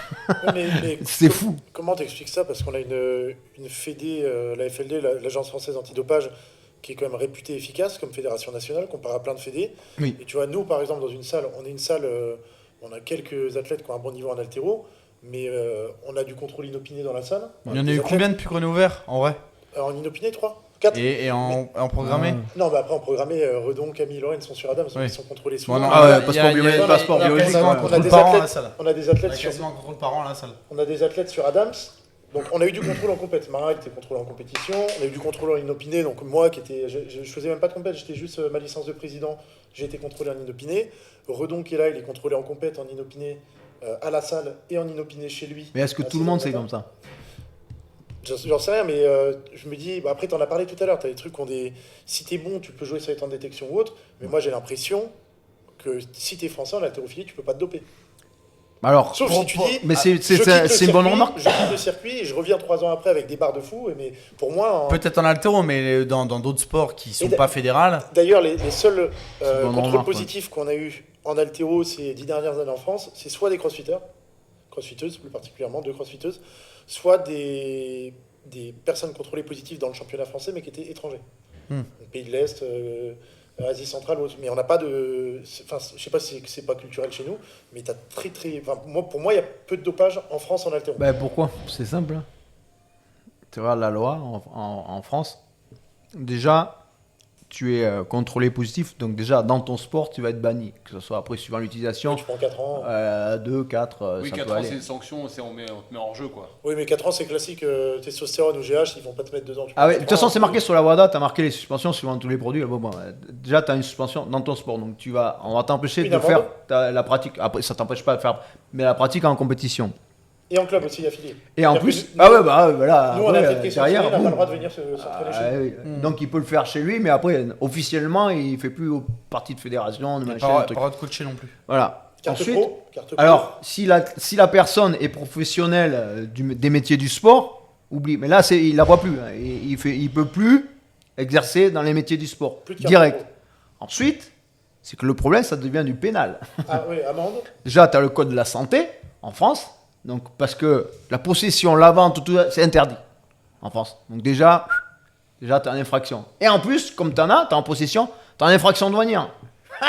Donc déjà, mais là c'est pénal, direct. Donc tu passes au tribunal, tu peux charger sévère. Il suffit que tu en aies une belle dose où tu sois bien achalandé. Après, ils peuvent te dire, tu fais la revente si tu en as beaucoup. Et qu'est-ce que tu veux justifier quoi, machin. Et les gens, ils ne connaissent pas les juges, machin. Mais tu risques très gros en France. Donc santé, code pénal, machin, tu vas prendre le risque, t'es fou quoi. Pourquoi? Pour performer. C'est un calcul risque versus récompense qui est facile à faire. Mais oui, si tu vis pas de ça, t'es con ou... Même dans un sport comme l'haltéro où le jeu en vaut pas la chandelle. Et tu gagnes le jeu en vaut pas la chandelle. Mais du coup, c'est trop dangereux en France. C'est un débat... je dis pas qu'il faut se doper, mais je dis c'est trop dangereux en France, mais c'est pas trop... Hein. Non, c'est parce que tu ne peux pas, t'as pas le droit à l'erreur. Enfin, Mais c'est un argument du coup qu'on entend souvent en faveur du dopage, qui dit que, en faveur de légaliser ou de moins réglementer le dopage, qui dit qu'aujourd'hui en fait t'es français dans un sport comme l'haltéro ou d'autres sports fédéraux, en fait tu n'as pas le droit de te doper alors que des Iraniens ou des Chinois qui sont contre toi, eux peuvent se charger, donc tu ne peux pas gagner des compétitions internationales. Après... Parce qu'il n'y a pas de fédé nationale antidopage. Voilà, les produits qui améliorent la performance, ça te donne un avantage. Après, si en plus ils sont très bons techniquement et tout, à niveau égal. Mais tu as le coup de boost, parce que les Chinois, ils sont chargés en haltéro ou pas? Je dois répondre franchement. Qu'est-ce que tu en penses? Alors, je veux dire, oui, c'est pas que je pense, c'est que je sais. Et donc, un athlète français qui est contrôlé toute l'année, qui n'a pas le droit à l'erreur ou autre, comment il fait pour battre un Chinois? Mais tu peux pas. bah, tu peux pas, tu te bats contre des moulins avant. Et d'ailleurs, c'était le cas. C'était petits moulins. C'était le cas des. Tu les connais, tu connais Tian Tao et Louisia Jaune. Alors non, je les connais pas eux, mais je connais, voilà, un préparateur, un ancien athlète olympique, un ancien champion du monde qui fait l'haltérophilie, qui coach renommé chinois. Je suis très bon ami avec lui et voilà, je sais un peu. De la prépa. De leur prépa, voilà. Lumière rouge, cryothérapie. Non, voilà. Alors, non, mais oui, après, voilà. On avait discuté, je me rappelle, de Florian Poisson, et tu m'avais dit, oui, alors Florian, lui, les méthodes qu'il utilise, je connais, c'est la méthode, une méthode. C'était Patrick Tuor à l'époque, Ouais, je t'ai dit. Il était préparé par Patrick Tuor. Voilà, et tu m'as dit, ouais, j'aime pas trop ces méthodes-là, donc je voulais savoir si. Ben regarde, tu prends la méthode Patrick Tuor, ben tiens, on prend l'exemple. C'est pas quelqu'un que je connais, c'est pas des gens que je connais, que j'aime pas, on s'en fiche. Hein. Je donne juste l'avis sur la question et tu vas vite comprendre la différence entre une préparation française, méthode tranquille, machin. C'est du body là. On pourra parler d'autre chose, mais Stéphane Matala, futur espoir ou espoir, tout le monde en parle aux États-Unis. C'est Stéphane Matala. Classique physique, énorme, potentiel, monstrueux. Aux États-Unis, il fait un boom pas possible. Les mecs sont là, c'est le mec, le futur classique, il va tout. Potentiel monstrueux.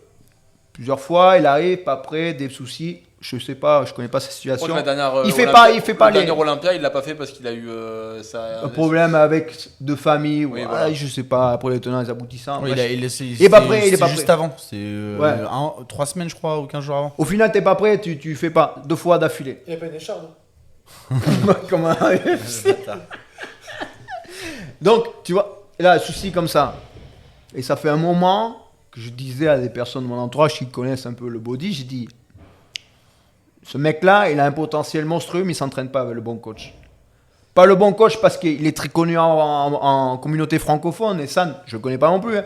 Très connu, machin. Mais si tu veux performer, réussir à haut niveau international, il faut prendre un coach de renommée. Quelqu'un qui est connu ou qui a des sponsors connus qui sont potentiellement sponsors de la compétition. C'est comme ça que ça marche. Hein. Il y a un peu de business, c'est comme ça. Donc son coach, il n'était pas connu. Il est connu ici. Il est suivi par des millions, mais ça ne suffit pas. En plus, il est bridé sur son physique. Il le bride. Ce mec, il doit exploser. Il se sépare, je ne sais pas pourquoi, il se sépare d'Essan. C'était récemment, là. Oui, c'était à l'hiver, je ne sais plus quand est-ce que c'était. Il se met avec Patrick Tuor, qui le prépare. Tu as vu la photo de lui qu'il a mis, Patrick, hier? Non. Ben, tu regardes Stéphane là, tu te dis, oh putain, merde. Le mec, il a explosé. Il a explosé. C'est sur Instagram. Ça veut pas dire que je dis que le mec est chargé. Non, c'est pas ça. Différentes méthodes. Boum. La méthode explosion. Ah oui. Préparée par une autre personne qui a de suite compris son physique. Ah, c'est pour ça que je mets justement en avant l'approche de la personne. Celle-là. Ouais, il y en a 3. Le mec, il est de côté et tout. Monstrueux. Tu vois, le mec, tu dis un cartoon. Non, tu vois, Patrick Tuor. Ah ouais, c'est vrai que les bras c'est un truc de dingue, les cuisses c'est dingue là. Ah ouais, non, mais explosé quoi. Putain, c'est ouf. S'il a des épaules encore plus. D'ailleurs, vous savez, c'est lequel l'athlète en UFC le plus contrôlé en 2024 5 fois. Toujours 2024 McGregor. Ah bah oui, il est encore sur le coup de la suspension. Ils ont pas trouvé de la cocaïne? Bah c'est pas si, alors attends, ça ne fait pas partie des substances interdites. Ah bah non, tu me diras, sinon il faudrait virer beaucoup de monde. Il peut s'être fait toper les 5 fois. Non, voilà, tu vois, ce que je disais, tu changes de truc, tu vas sur une autre méthode, le mec, on s'en fout, c'est naturel ou pas, c'est pas le sujet. Bon, le mec il a explosé, et là, tu te dis, effectivement, oui. Waouh. Waouh. Après, c'est comme ça, quoi. C'est. Ah ouais, c'est un truc de dingue. Ah oui, ensuite. Donc, du coup, est-ce qu'il y a des écoles un peu? Non, est-ce qu'il y a des... Ouais. Après, suivant. Après, voilà, on peut parler du body ou dans d'autres sports. On va attaquer d'autres sports parce que les gens ne font pas forcément du body, des trucs fitness maintenant, des compétitions. Mais dans le body, ouais. Je trouve ça d'ailleurs dommage que les pas les bodybuilders, pardon, que les crossfitters s'intéressent pas un peu plus à l'histoire du fitness et au bodybuilding, parce que nous, je sais que c'était notre port d'entrée. Nous, avant de penser haltéro, il y avait la force etc., on pensait, moi j'avais déjà le break, la gym, mais quand même, moi, le truc qui a un peu piqué mon intérêt, c'est tout ce qui va être bodybuilding, etc. Rich. Rich Froning. Non, nous c'était pas Froning, justement, nous c'était Rich Piana. C'était Rich Piana. Ben, c'était le premier, c'est pour ça qu'il avait cartonné sur YouTube. Lui, c'était le premier à parler ouvertement parce que c'était un dingue. Oui, je me rappelle, il avait posté sa prépa, il avait posté sa cure sur Instagram sur un grand tableau blanc. Et le ça devait être un grand. Si tu fais ça, tu vas mourir. Et ça, c'est une personne avec qui j'ai parlé régulièrement. C'était pas un ami, attention. J'ai parlé régulièrement parce que le mec, tu pouvais aller, si tu étais avec des amis à lui, tu pouvais lui parler, machin.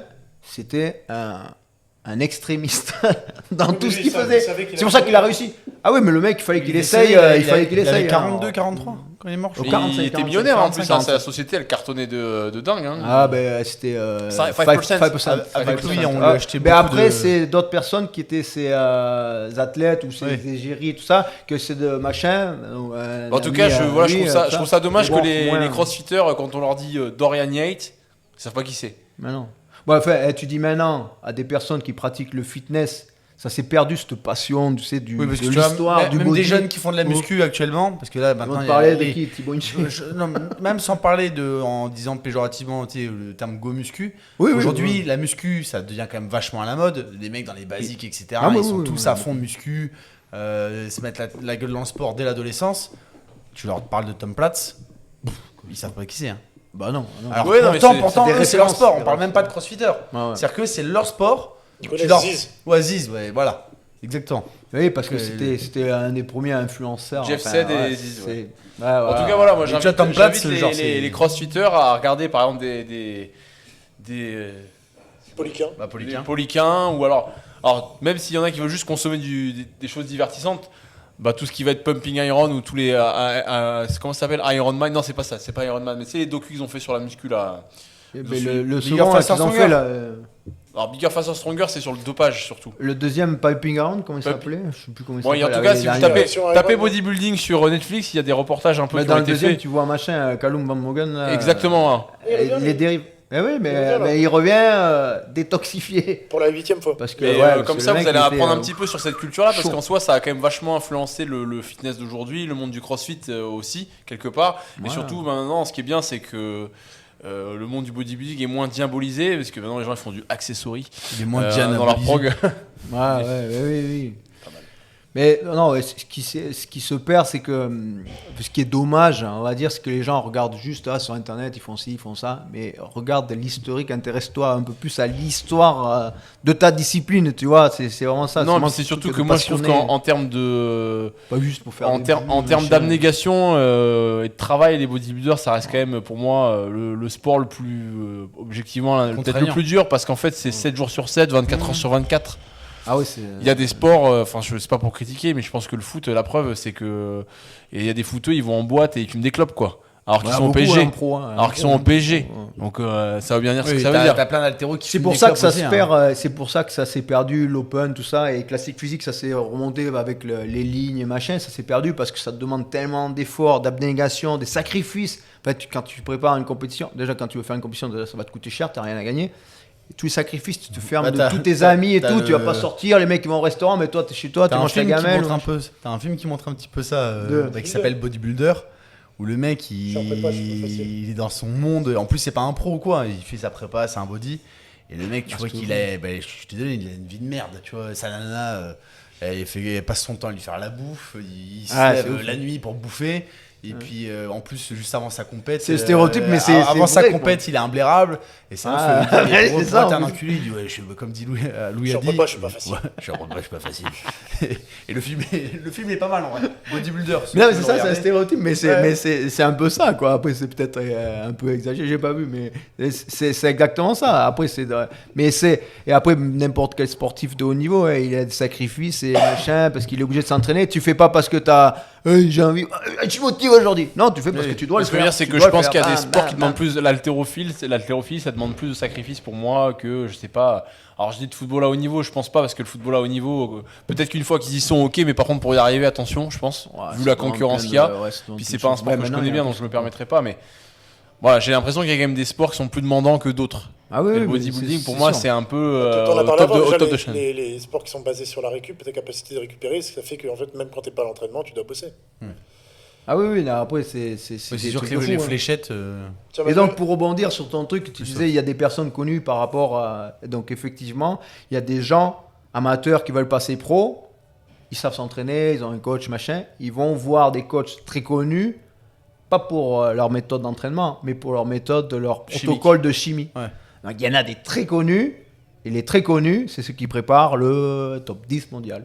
Comme celui qu'on a cité juste avant. Oui, après tu as Anirban Bod, il a les deux Olympiades, 212 et 216 et Open. Il a Open et classique physique aussi, il a Sibum. Oui, il a Sibum. Il a Sibum et machin. Je sais pas ce que tu en pensais de Sibum. Et même Derek Slenford qui a gagné l'année dernière, c'est lui qui le coach. Apparemment, lui, c'est un ancien 212. Mais oui, en un an. Hein. Ouais. Ouf. Olympia 200 l'année d'après. Il est hyper pote avec Nick Walker et il raconte dans un podcast. On était potes et puis à un moment on a été bouffé au restaurant ensemble. Après avant tu avais. Il raconte, il dit je lui ai dit mec, c'est impossible que tu restes en 212, c'était beaucoup trop gros là. L'autre il a fait genre de rien. Il a explosé. Hein. En fait, parce qu'il s'est restreigné vachement pour être dans cette catégorie. Après il a explosé. Après tu avais Georges Farah qui a eu un cancer, il est un peu moins en forme, il s'est un peu effacé, très très connu. Après tu as Milos. Très connu, et chacun a des techniques, et c'est pas des techniques qui vont te dire, parce qu'après ils sont là pour du business, tu vois, tu prends un Anirban Bod, c'est FST7 ma méthode, machin, méthode sarcoplasmique, machin, intensité, high intensity, oui. C'est pas, c'est des protocoles. Et du coup Milos Sarkev que j'ai montré sur le bouquin, lui c'est un préparateur chimique hyper connu. Parce qu'il y a des protocoles très poussés, pointus. Je me suis tapé un podcast entier avec lui où il parle avec Nick Walker, il se fout un peu de sa gueule, il lui dit qu'en gros il voudrait bien qu'il se laisse préparer par lui quoi. Non, là c'est lui, il est très très calé en nutrition, tout ça, et c'est lui qui a amené, on va parler un peu en détail, mais qui a amené un peu les protocoles avec l'insuline, l'IGF, tout ça, surtout pour l'insuline et pratique. Le mec ils ont dit qu'est-ce que c'est que des bons petits trucs. Ils ont fait qu'est-ce qui se passe, et lui il le maîtrise parfaitement. Et après ça va à certaines personnes, ça va pas à d'autres, mais les gens qui préparent, après il a une méthode d'entraînement très ouf, c'est du volume plus, là c'est à dégueuler, mais c'est comme ça, c'est la méthode, ça marche. Quel que soit l'athlète, volume obligatoirement.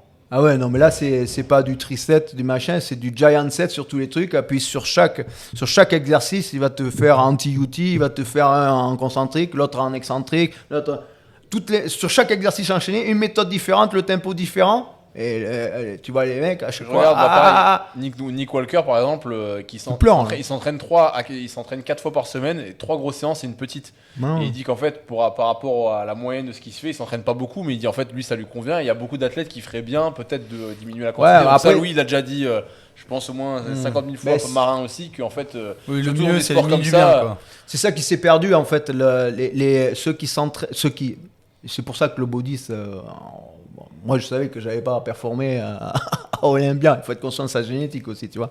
Donc tu fais ça pour le plaisir, machin. Et après tu te dis je veux performer un peu plus, je fais de bons résultats, je veux performer un peu plus. Ah merde. Après c'est la chimie plus. Le jeu en vaut pas la chandelle. Et maintenant en fait c'est maintenant je vais être ça, donc je vais prendre un peu plus, il n'y a pas de limite. Mais les mecs s'entraînent, ils ont oublié les fondamentaux, de s'entraîner dur pour faire vraiment de la fibre, quelque chose de qualité. Alors ils prennent des produits ou machin, t'envoies un paquet jeune. Des jeunes sur Insta, t'en as pas mal. Des jeunes sur Insta qui disent aux US publiquement, etc., qui prennent. Et qui ont à peine commencé, qui sont déjà avec des trucs de. Mais mec, il y a une épidémie de stéroïdes dans les salles chez les jeunes apparemment aux États-Unis là. Exactement, c'est ça. Apparemment, il y aurait une entre guillemets, le terme est peut-être un peu fort, mais il y a une épidémie de l'usage des stéroïdes aux États-Unis. Parce qu'ils prennent ça comme un raccourci. Ça me saoule. C'est le côté négatif qu'on ait commencé à en parler beaucoup plus, et que ça soit démocratisé, qu'il y ait plein de gens qui aient dédiabolisé aussi, et qui. Toi, tu parles de suivi de machin. Les mecs, ils ont jamais fait de prise de sang de leur vie. Ils ont vu un protocole sur un forum sur Internet, ils font le truc, ils se flinguent. Mais après le problème, c'est que dans des sports comme le vélo, l'athlétisme, des choses comme ça, c'est très suivi, très pointu, parce qu'il y a des grosses écuries derrière, il y a toute une batterie. Mais dans le top 10 mondial, il y a énormément, donc forcément, c'est chimie plus. Mais les mecs, ils font pas d'analyse, de bilan, parce qu'ils ont peur de trouver quelque chose, ils se disent merde, c'est un stop, là, je suis obligé de m'arrêter. Ils veulent pas avoir le feu rouge, quoi. Ah ouais, c'est chaud, c'est là quand même, c'est du haut niveau.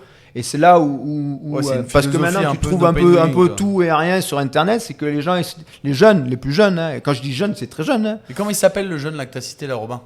Sam Soulek. Ouais, voilà. Ah, Sam Soulek, quoi. Ce mec-là, typiquement, tu vois, il contribue à l'essor des produits dopants chez les jeunes. Oui, non, mais le nombre de mèmes où tu vois, il faut que tu prennes du train ou des conneries comme ça. Ouais, mais c'est là, c'est qu'ils oublient les fondamentaux, c'est dire, bon, il faut déjà que je maîtrise mon entraînement depuis un certain temps, et laisser le temps d'avoir une certaine maturité musculaire, maîtriser ma nutrition. Après ma supplémentation, donc j'optimise chaque point essentiel. Mais eux, ils commencent déjà par le petit truc, le polish que tu utilises à la fin. Mais c'est comme certains forceux qui, avant d'être musclés ou avant d'être forts, ils mettent la barre déjà au milieu du dos, quoi. Non, mais tu vois, ils vont déjà vers le truc. Au lieu de faire de la structure, quoi. Oui, il faut quand même les bases. Parce que tu peux prendre la même chose que. Peut-être que tu as trouvé le même protocole que Pierre, Paul, machin, qui utilise. C'est pas pour ça que tu vas lui ressembler. Tu vas courir aussi vite que Usain Bolt ou quoi. Moi, j'ai une question. Tu viens de parler d'insuline et j'ai l'impression que dans la force athlétique, maintenant, ils sont tous diabétiques. Il y a un rapport ou pas? Problème de santé. C'est comme dans le crossfit. Dans le crossfit, ils sont tous asthmatiques aussi. Le crossfit aussi, il y a beaucoup de diabétiques. Non, mais en force athlétique, tu vas en compète, tu dis, ils ont tous ce truc à insuline. Je comprends pas. Pourquoi le pourcentage de diabétiques est aussi haut dans ce sport? Mais tu pourrais expliquer parce que je pense que les gens. Est-ce que tu peux expliquer un peu comment ça fonctionne l'insuline? Comment l'insuline surtout fonctionne dans le cas du dopage? En fait, ce qu'il faut comprendre, c'est que l'insuline dans le corps, c'est une hormone. C'est l'hormone la plus anabolisante que tu as dans le corps. Donc, plus que la testostérone? Ouais. Donc voilà.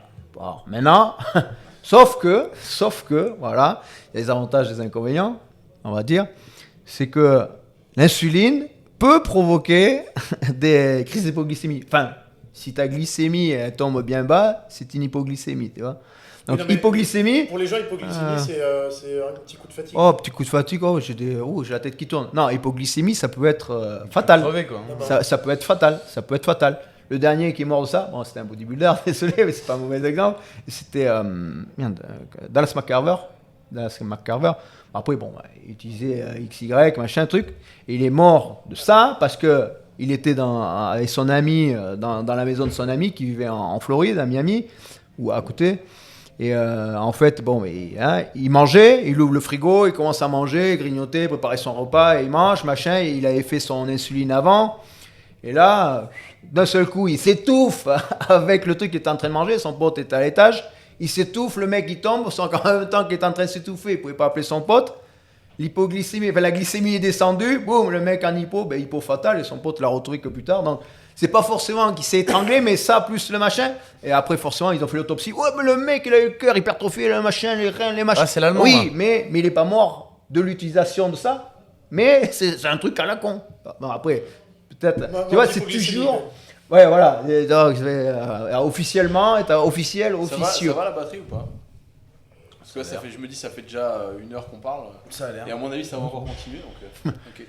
Donc voilà, après, mais voilà. Donc ce qu'il faut faire attention, je dis pas d'utiliser, c'est pour ça que je dis qu'il faut faire attention, comme les gars. Bon, si vous utilisez. Non, mais si. De toute façon, on vous déconseille d'utiliser quoi que ce soit. Hein. Exactement. C'est déconseillé si vous n'êtes pas suivi ou quoi que ce soit. Déjà, regardez la base. Mais l'insuline est utilisée pour ça. D'une part, parce que c'est l'hormone la plus anabolisante. Donc déjà, si vous prenez de l'insuline, vous pouvez déjà augmenter votre masse musculaire, tout drastiquement. Quand je dis drastiquement, c'est drastiquement pour rajouter plusieurs kilos en une semaine.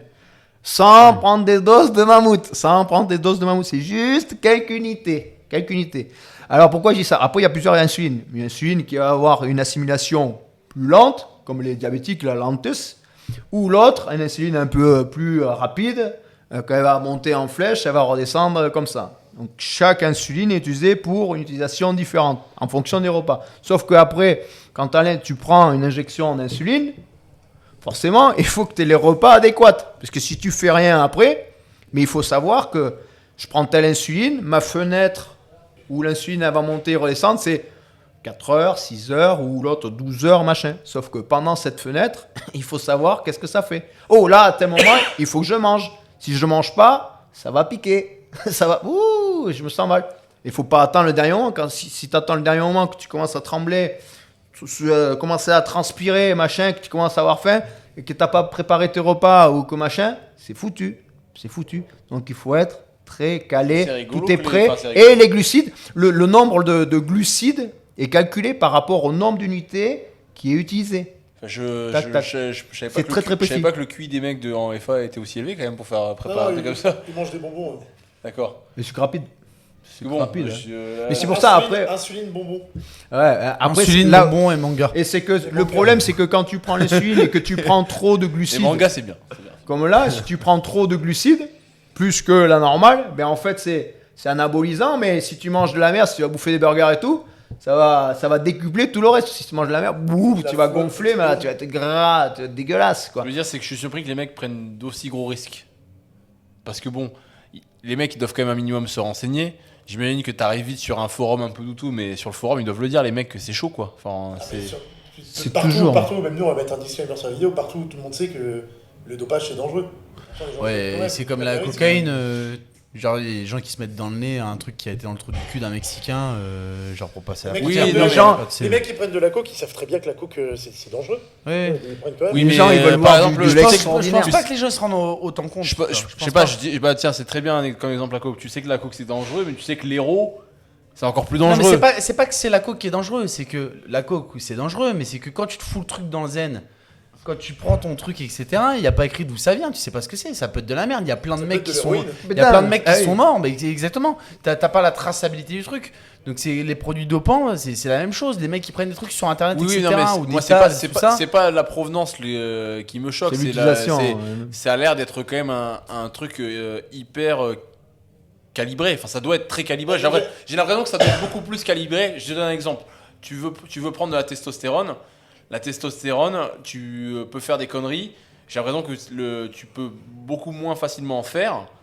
Et surtout, si tu fais une connerie, tu payes moins cher après. C'est ça que je veux dire. T'as une marge d'erreur. En gros, la marge d'erreur. Tu veux dire l'insuline, c'est un truc. T'as pas de marge d'erreur. L'insuline, en fait, si tu te trompes de dosage, tu crèves. Non, en fait, ça fait rêver. C'est pour ça que je suis surpris que les mecs utilisent ça. Manu a dit l'insuline c'est dangereux, mais avant il a dit c'est l'hormone la plus anabole du corps. Il y en a, ils vont s'arrêter après la première phrase, ils vont pas écouter la deuxième. Vas-y, rote, bâtard. Depuis tout à l'heure, au fur et à mesure, ça phrase avance comme ça. Je voulais pas dans le micro. Tu nous as dit que tu avais des anecdotes. Donc je sais pas si là ça fait un peu tomber comme ça, mais il m'a écrit hier, il me dit j'ai des anecdotes à vous dire. Il était tout excité hier soir. Donc tu veux du croustillant, hein, les coquins. Je suis pas coquin, moi j'ai envie de pisser, moi. J'ai juste envie de pisser là, de ouf. J'ai envie d'aller voir mon urée là. Non, une anecdote intéressante, oui, j'en ai, si tu veux quoi, vraiment du choc. Bah, un truc peut-être qui va surprendre les gens par rapport à certaines pratiques, parce que on s'imagine, je pense que quand même, on va pas se mentir, les podcasts comme ça, sur ces sujets-là, comme le dopage, etc., ça fonctionne toujours. Pourquoi ? Parce que l'air de rien, les Français, ils fantasment beaucoup sur ce sujet-là. Si c'est interdit, les gens fantasment dessus et ils s'imaginent des choses. Mais des fois, les gens qu'il a une anecdote sur Jean-Michel Trogneux. Grosse anecdote, gros dossier. Et la semaine prochaine, il va mourir. Ils vont pas l'avoir, ça ref. Jean-Michel Trogneux, si, il va mourir étouffé avec un chamallow, tu vois. Vous en avez parlé, c'était quand dans ton année podcast, tu parlais d'une fédération où vous allez être tous dopés, machin. Ça se fera jamais. Question d'éthique, machin. Enhance Game. Ouais, tu sais pourquoi ça se fera même que le mec les moyens, parce que les gens déjà, question de pays, si t'es français, t'es baisé. tu vois, il y a certains pays. Après, il y a pas que la France où c'est interdit tout ça. Question d'éthique parce que les gens. En fait, tout le monde veut voir. Ils vont faire ça à Dubaï ou en Arabie Saoudite. Ils vont faire ça masqué avec des masques et des costumes. Comme au catch. Comme dans The Boys. Regarde, Mysterio. En fait, parce qu'en fait, c'est ça. Les gens veulent voir un mec qui court plus vite qu'Usain Bolt. Ils veulent voir des mecs au rugby qui se rentrent encore plus dans la gueule. Au basket, bam. Et là, à l'haltérophilie, encore plus. Composé V. Mais à quel prix ? Composé V. À quel prix, en fait ? C'est qu'en fait, tout le monde, dans 100% des sports, il y a du dopage, des gens qui utilisent, des athlètes qui utilisent des produits qui améliorent la performance, qui sont interdits, qui sont sur la liste. Ils le font. Mais les gens... le cyclisme, t'as vu le nombre de personnes ? Ça s'est perdu. Les gens regardent encore. Ils sont dopés. C'est pas officiel. Maintenant, t'arrives demain, tu dis, bon les gars, en fait, ils sont tous dopés. Hein. Mais tu vas voir, les gens vont plus regarder parce qu'ils vont dire quoi ? C'est des tricheurs, c'est machin. Ouais, non, mais ils sont tous sur le même piédestal. Ils ça- prennent tous la même chose. ça- Après, il y a des gens qui sont meilleurs que d'autres. Ça, c'est pas une anecdote, ça, en fait. Non, mais c'était pour rebondir sur le truc. Oh, mais C'était dis sur, pas, fais une anecdote, là. Non, mais Et je me disais ça, on peut-être en que ça avait va parlé, tu introduire vois. l'anecdote. c'est pour ça, c'est wow. Ça, on en avait parlé, tu vois. Louis, attention, il commence à faire des bails comme ça, c'est tout. N'importe quel Chinois. Ouais, prends pas là quand même, parce que là c'est bizarre quand Un même comme crooner, on ça. dirait un crooner. Ouais. N'importe quel Chinois, tout le monde sait qu'ils sont chargés, mais par contre, les gens restent fans des Chinois. Mais oui. Sauf le jour où ils vont se faire charger, alors qu'ils le savent Ah, avant. mais c'est très Là, cher. ah non, pareil. Et là, tu t'en les as aimes pas, plus, tu vois, mais les gens les aiment plus. Et t'en as, Ah, c'est ça, en altéro, c'est comme ça. T'as une espèce d'hypocrisie où il y a un soutien envers certains athlètes, alors que tout le monde sait qu'ils sont chargés. Bah, Mais par contre, tant qu'ils sont pas chopés, C'est quoi ce dos? De toute façon, il y a des C'est le jeu. Est-ce qu'on peut vraiment se poser des questions? Ah, oui, le dos. Ah, oui, c'est des un boules partout. lézard. Ah, bah oui. Bah, là, oui, la ça, densité, c'est- sécheresse. Non mais on dirait Ouais, on dirait presque Regarde, pas regarde. un humain. C'est ce que je disais. Regarde, volume, densité, muscle strié, vascularité, et à tout. Ouais, c'est bon. Non, il a pas d'acné, c'est bon.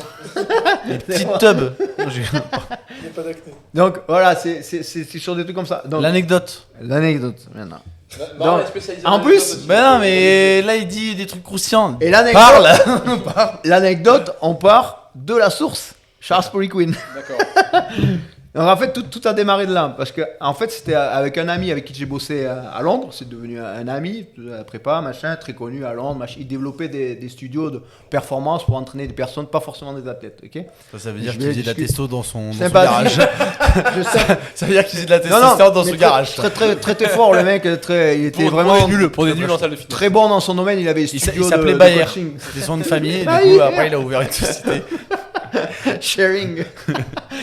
Donc le mec très bon machin, je dis c'est pas mal de voir ce mec, voir ce qu'il fait. Donc je sympathise avec lui, il me dit putain, il y a un séminaire, tu veux venir avec moi. Charles Poliquin, très bon ami à lui. Ah ouais machin. Donc, si je te présente Charles machin. Ah putain ouais machin. On discute, on va au resto, ben là après ça c'est plus machin, tu vas demander un autographe et conneries, tu discutes, c'est en roue libre quoi, tu vois. Donc là, machin, ah ouais, bon, ben l'autre, bah alors, qu'est-ce qu'on fait, qu'est-ce qu'on utilise là pour cet athlète. Et Nick Mitchell était très connu aussi. Il prépare beaucoup maintenant des acteurs d'Hollywood parce qu'il a ouvert à Marbella, un de studio, Los Angeles. Il se dope, tout je ça. savais pas. Alors, voilà, ouais. Christian Bale, il est dopé. Et donc, putain, Christian Bale, ça va encore. Comment il s'appelle l'acteur de Thor là? Chris Hemsworth. Eh ben c'est lui qui l'a préparé en plus. C'est Nick Mitchell. Ah putain, ouais, tu dis ça. C'est ça Tu l'anecdote verrais- C'est ça l'anecdote, Non, ouais. les entraînements de ouf. Bref, on s'en fout. Et donc là, de fil en aiguille, Charles Poliquin, machin, je dis, waouh, putain, le truc c'est poussé quand même. Je dis là, putain, ouais. Tu sais, j'ai appris des trucs en biochimie, j'ai pas mal. Je vais lui manger le cerveau, tu vois, un peu, machin, truc. Après, je l'ai recontacté, je dis, putain, ce serait pas mal parce que lui, il était dans le nord de Londres à l'époque, dans le nord de l'Angleterre. Je dis, donc je suis allé plusieurs fois pour essayer d'apprendre un peu ses méthodes parce que le mec, c'est un puits de science, hein. Mais c'est un puits de science qui n'était pas avare de donner des conseils, tu vois. C'était Alors, vraiment pour le ceux mec qui dans ne le connaissent pas, partage. Poliquin, c'est un des plus pionnier, grands coachs de ouais. coach de l'histoire Ah ouais. de la Hallucinant. préparation physique. Hallucinant. Et il a préparé des athlètes dans plus de je sais pas moi, d'une trentaine de sports quoi. Alors oui, qu'en fait, oui, il n'a oui. pas préparé que des bodybuilders, il a fait des basketteurs pro, il a fait des footballeurs, il a Exactement. vraiment fait de toutes les disciplines quoi. Exactement. Et donc après, je suis amené à voyager aux États-Unis avec des clients. Et il me dit, putain, je dis, je suis à Los Angeles. Il me dit, putain, va voir un ami, machin. Tu vas aller voir cette personne. Le mec, l'année dernière, c'était le Strength and Conditioning Coach des Lakers. Gunnar Peterson. Donc là, machin, il faut rencontrer ce monsieur, il faut que je lui mange le cerveau. Pareil, il faut que j'apprenne un peu, voir Les Lakers, ouais. la prépa physique, comment ça se passe, tout ça. Ah putain, très intéressant, pareil, tu vois, le mec, pareil, un puits de science, waouh, impressionnant, tout machin, et de fil en aiguille, tac, tac, tac. Et après, j'essaie de m'intéresser, ça, l'haltérophilie, ça me plaisait bien. Je dis, putain, mais si je veux un peu, faut que je pratique, mais il faut que je connaisse vraiment le truc. Faut que moi, si je commence quelque chose, je vais jusqu'au bout, tu vois, faut que je maîtrise, là, que je connaisse tout.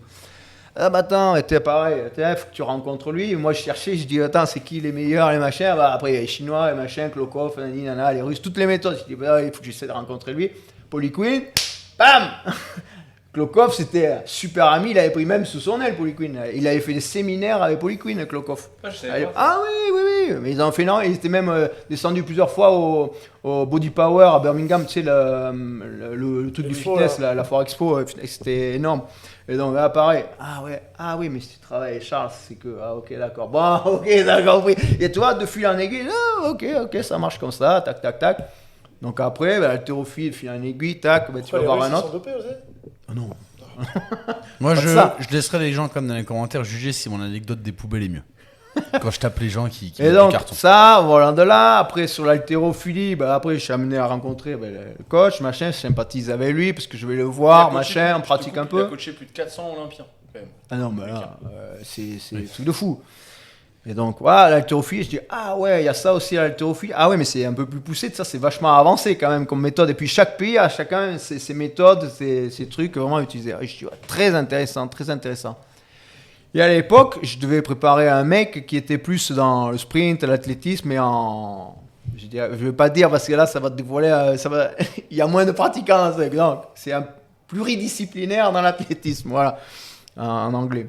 Et donc, je dis, putain, il faut que je m'intéresse à tout ça. Et je dis, même pour moi, il faut que j'apprenne un peu l'athlétisme, la biomécanique de la course, tout ça. Il faut que je regarde un spécialiste en athlétisme, un mec sur la course, un mec, tu vois. Putain, je regardais, je dis, qui c'est? Putain, le mec était aux États-Unis. Putain, je dis, c'est chaud, le mec, c'est inabordable. Je dis, là, c'est impossible à le rencontrer.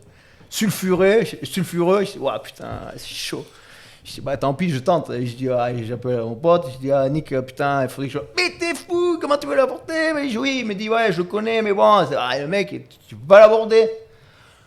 Je dis, t'essayes, on verra bien un jour si l'occasion se présente. Faut passer par Poliquin. Et donc, il me présente, monsieur Salazar. C'est qui Salazar? Responsable de la performance Nike Oregon. Ok? Après, tu vas voir les casseroles qu'il y a après. Mais ça, on s'en fiche. Le mec, c'était le spécialiste de la performance Nike Oregon. Nike Oregon, il préparait tous les mecs.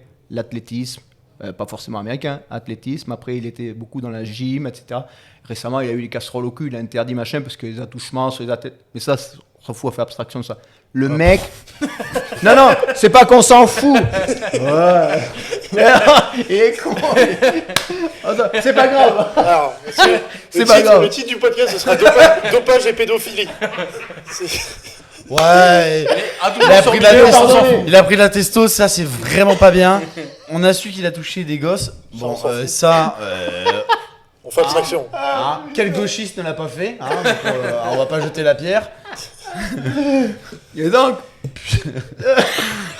lui il rigole. Le mec pour les Daniel Cohn-Bendit. Là j'ai pensé à Cohn-Bendit. Et donc le mec très intéressant et tout machin. Je le rencontre pas à Nike, monsieur. Et donc je dis putain le mec fou parce que à l'époque il préparait un athlète olympique anglais, Mo Farah, qui était recordman du monde et tout, tu sais, sur le... merde, c'était pas marathon, c'était 10 000 mètres, tout. Il a été champion olympique plusieurs fois, il a été anobli même en Angleterre et tout. Sauf que, manque de bol, quand les gens après ont dit « Wow, qu'est-ce qu'il fait ce monsieur et tout ?» Et il a pris des casseroles, il a dit « Ouais, mais il est dopé, mais impossible de le prouver, hein. Impossible de le prouver. Le mec, si tu l'as pas chopé quand il était en activité, Mo Farah, c'est trop tard. Comme nous, il disait la dernière fois sur le truc, il y a pas mal d'athlètes pas vu, pas pris. Quoi. Et là, en fait, je me suis rendu compte que le mec, il a la tête, en fait, c'est le plus gros performance center que tu peux avoir. Je suis même pas sur la planète, parce que aux États-Unis, donc aux États-Unis, ça doit être sur la planète. Des fonds illimités, c'est pas compliqué, c'est Nike, c'est illimité. Par contre, on balance les fonds, par contre, on ferme les yeux. Hein. Du genre, on va pas savoir, machin, ce que tu fais. Donc, le mec t'explique, en gros, les protocoles qui sont utilisés, machin. Et tu te dis, mais attends, il y a des trucs que je connais pas, là. Je suis pas en état avancé de tout connaître, tu sais, t'en apprends tous les jours, des machins. Le mec te dit, mais attends, c'est quoi ça? Ah, mais ça, c'est des recherches. Attendez, comment ça, c'est des recherches? Ben, en gros, en fait, le mec utilise ses athlètes, c'est des rats de voilà, exactement, des rats de laboratoire. Sauf que c'est pas sur des rats. C'est sur des athlètes. Mais c'est ce que t'expliquais avec les Bulgares, qu'il y avait la team, Resident Evil et la team, parce qu'en gros t'as les compétiteurs, Tu coupes et tu relances. Des mecs, tu te dis mais les athlètes en fait ils sont les yeux fermés, ils laissent leur santé à un gars qui fait des expériences sur eux. Mais États-Unis, sport olympique, du coup il y a du dopage. Alors que les États-Unis, c'est quand même. Ils sont super contrôlés en plus, mais bon. Oui, il y a beaucoup de contrôle. Et surtout, ça a été les grands diabolisateurs du Mais dopage en quelque sorte. C'est Pour dire faux cul, hein. le bloc de l'Est sur la guerre froide, c'est les chargés. Les Chinois chez les chargés, et nous les Occidentaux, on est Bah, t'as bien vu, si vous avez vu le documentaire Icarus avec voilà, machin. Parce que la Russie, il n'y a qu'eux qui font ça. Mec, c'est du dopage à l'échelle nationale, mais il faut pas leur jeter la pierre. La preuve, c'est pas national, mais quand t'as un Nike qui pèse des milliards et des milliards, voire même. C'est moins. Mais quels pays sont clean alors? C'est moins institutionnalisé en fait, c'est ça la différence. Moi, tu le dis en rigolant, mais moi je pense que la France est beaucoup plus clean. Ouais, non, mais je dis en rigolant, mais oui, mais parce qu'on est en France, c'est pour ça que je le dis en rigolant, mais oui. Mais après, regarde, mais à quel prix? C'est qu'on est clean, mais d'un autre côté, c'est pas moi qui vais dire ça. Il y en a des athlètes qui diraient mieux que ça, on fait pas de médaille. Regarde, machin, en plus, je suis con de dire ça. Macron, il a dit il faut 70 médailles aux Jeux Olympiques. Ouais, mais comment? Ah ouais, tu fais comment? Les trois quarts des athlètes, ils sont même pas pros, ils sont obligés d'aller chercher à la pêche à leur sponsor, machin, récupérer des fonds pour pouvoir payer leur coach, payer machin. D'où t'as ça? Et puis on est bon dans les sports à dominante technique où la composante organique, comme dit Romain, est pas forcément monstrueuse. Tu vois, regarde, au hand, au machin, le sport co, c'est pas du vélo ou de l'haltéro, c'est uniquement des qualités physiques à développer. C'est pour ça qu'on donne pas, en France, on donne pas aux athlètes les moyens de performer et tout. Les moyens de concurrencer, tu veux dire, les autres. Parce mais oui. Les moyens de performer, pas sur le plan. Comment tu veux faire 70 médailles cette année? C'est impossible. Mais tu peux pas jeter la pierre non plus parce qu'il y a le côté éthique et protection des athlètes.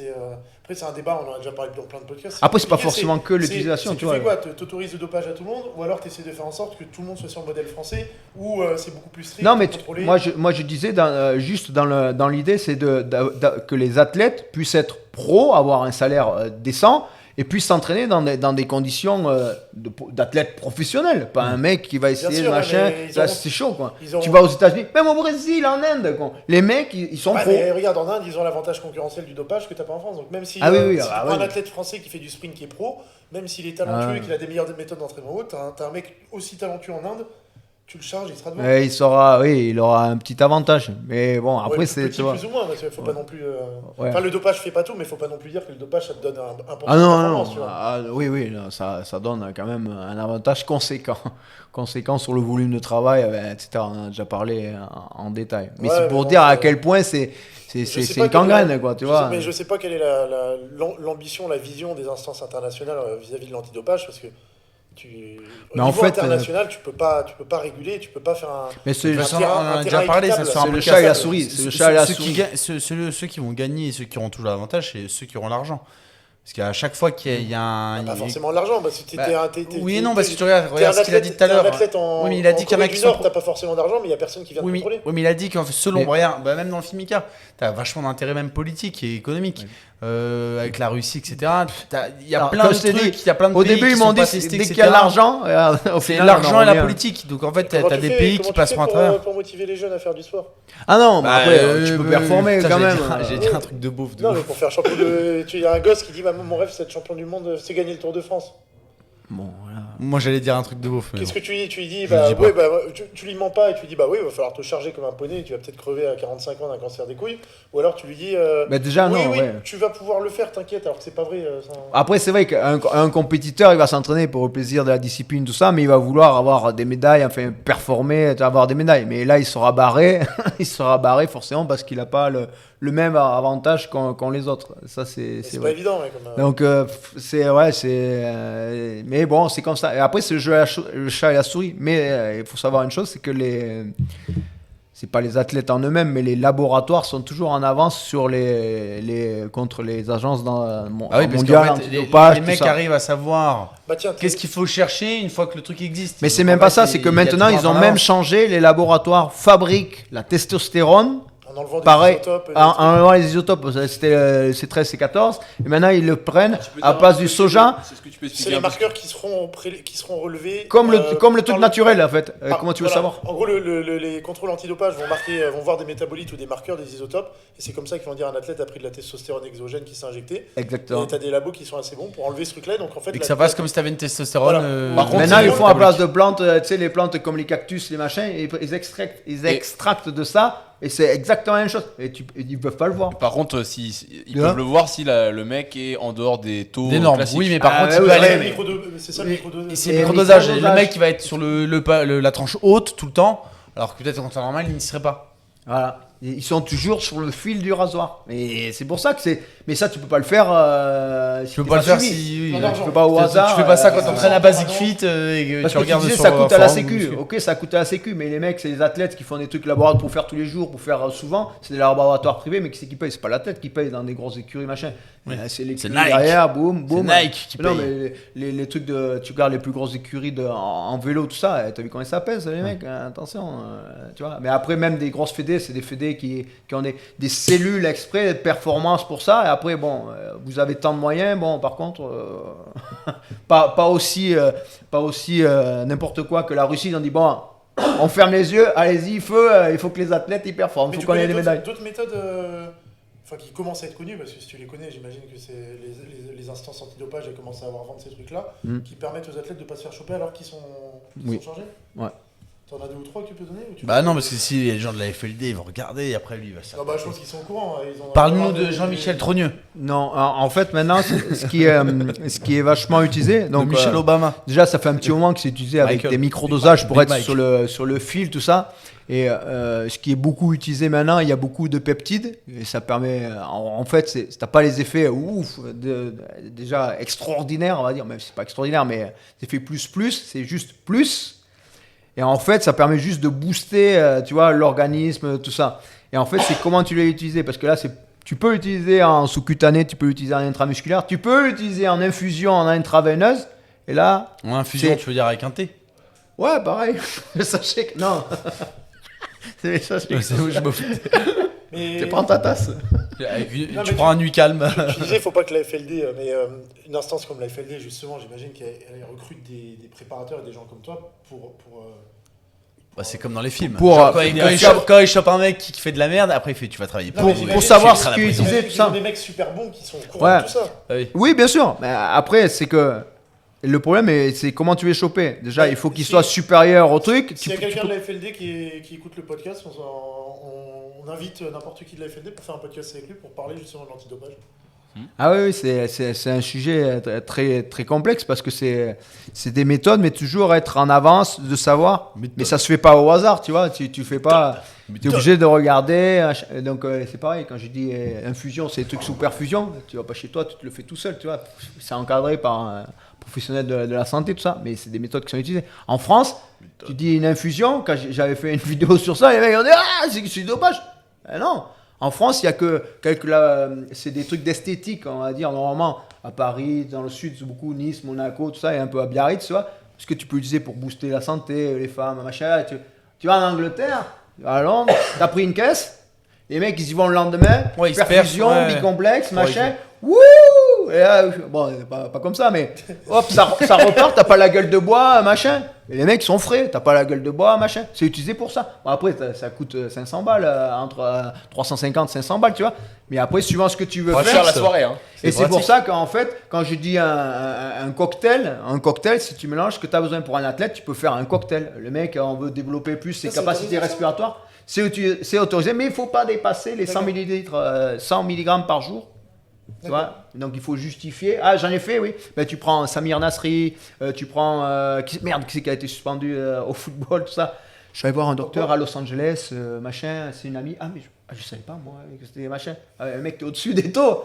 Ah, ben, je savais pas. Je savais pas. C'était juste pour me rebooster, j'avais un petit coup de mou. Elle m'a pissé dans la bouche. Non, mais tu vois, c'est que des trucs comme ça. Et les mecs, bien sûr, ils savent, ils le font tous, ça. Ils le font tous, là, pour récupérer, tout ça. Et c'est des trucs qui sont vachement utilisés maintenant. Ça peut être pour booster le système immunitaire, améliorer la récupération, booster après, justement, pour les performances, meilleure récup, assimilation des aliments, tout ça. Donc tu transportes plus vite les nutriments, pas besoin de prendre de l'insuline pour accélérer le transport, tu vois, comme on disait que c'était l'hormone la plus anabolisante. Là, tu peux l'avoir en transfusion, c'est direct, boum, tu l'as. Plutôt que de prendre des gélules, machin, où ça passe, t'as le foie, le machin, t'en absorbes que là, 40-50%, en infusion, c'est 100%, boum, boum. Donc t'as pas d'anecdote sur Jean-Michel? Non. T'en as, toi? Je peux pas donner de nom. Moi, je voudrais, parce qu'on a parlé beaucoup du foot, il doit rester, plus de l'endocrino. Il doit rester 10%. Rapidement sur la diète. C'est vrai qu'on a beaucoup parlé de que tu expliques ce que tu fais sur la glycémie en test et en fonction des résultats, comment tu adaptes la diète de quelqu'un. Après, il va falloir conclure. Il reste 10%. Alors, la méthodoglycémie, c'est pareil, c'est pour contrôler une personne en fait qu'elle veuille perdre du poids ou prendre du muscle, tout ça, il va falloir quand même contrôler la glycémie. Après, il y en a, oui, non, machin. On n'est pas là pour rentrer dans les débats. Mais si tu contrôles la glycémie, c'est pour ça que les gens ils disent ah mais moi je mange du riz basmati machin parce que l'index glycémique il est élevé, il est modéré, tout ça. On dit toujours il faut éviter le sucre parce que l'index glycémique il est élevé, tout ça. Ok, d'accord. Donc comment tu la contrôles? Comment tu sais si ta glycémie est élevée, tu as mangé tel truc, ça se contrôle. Oui, parce que c'est pas que fonction de ce que tu ingères, c'est fonction aussi de comment ton métabolisme réagit à ce que tu ingères. Exactement, parce que des gens ils disent ah ouais moi je mange du riz basmati, mais moi je mange du quinoa machin. Oui. Ouais mais lui il en mange, moi je mange la même chose que lui, mais ma glycémie elle va pas répondre pareil. Oui. Mais ça comment on le contrôle? C'est pas parce que c'est marqué machin. Rien que là, 30 ans d'écart déjà, rien que ça.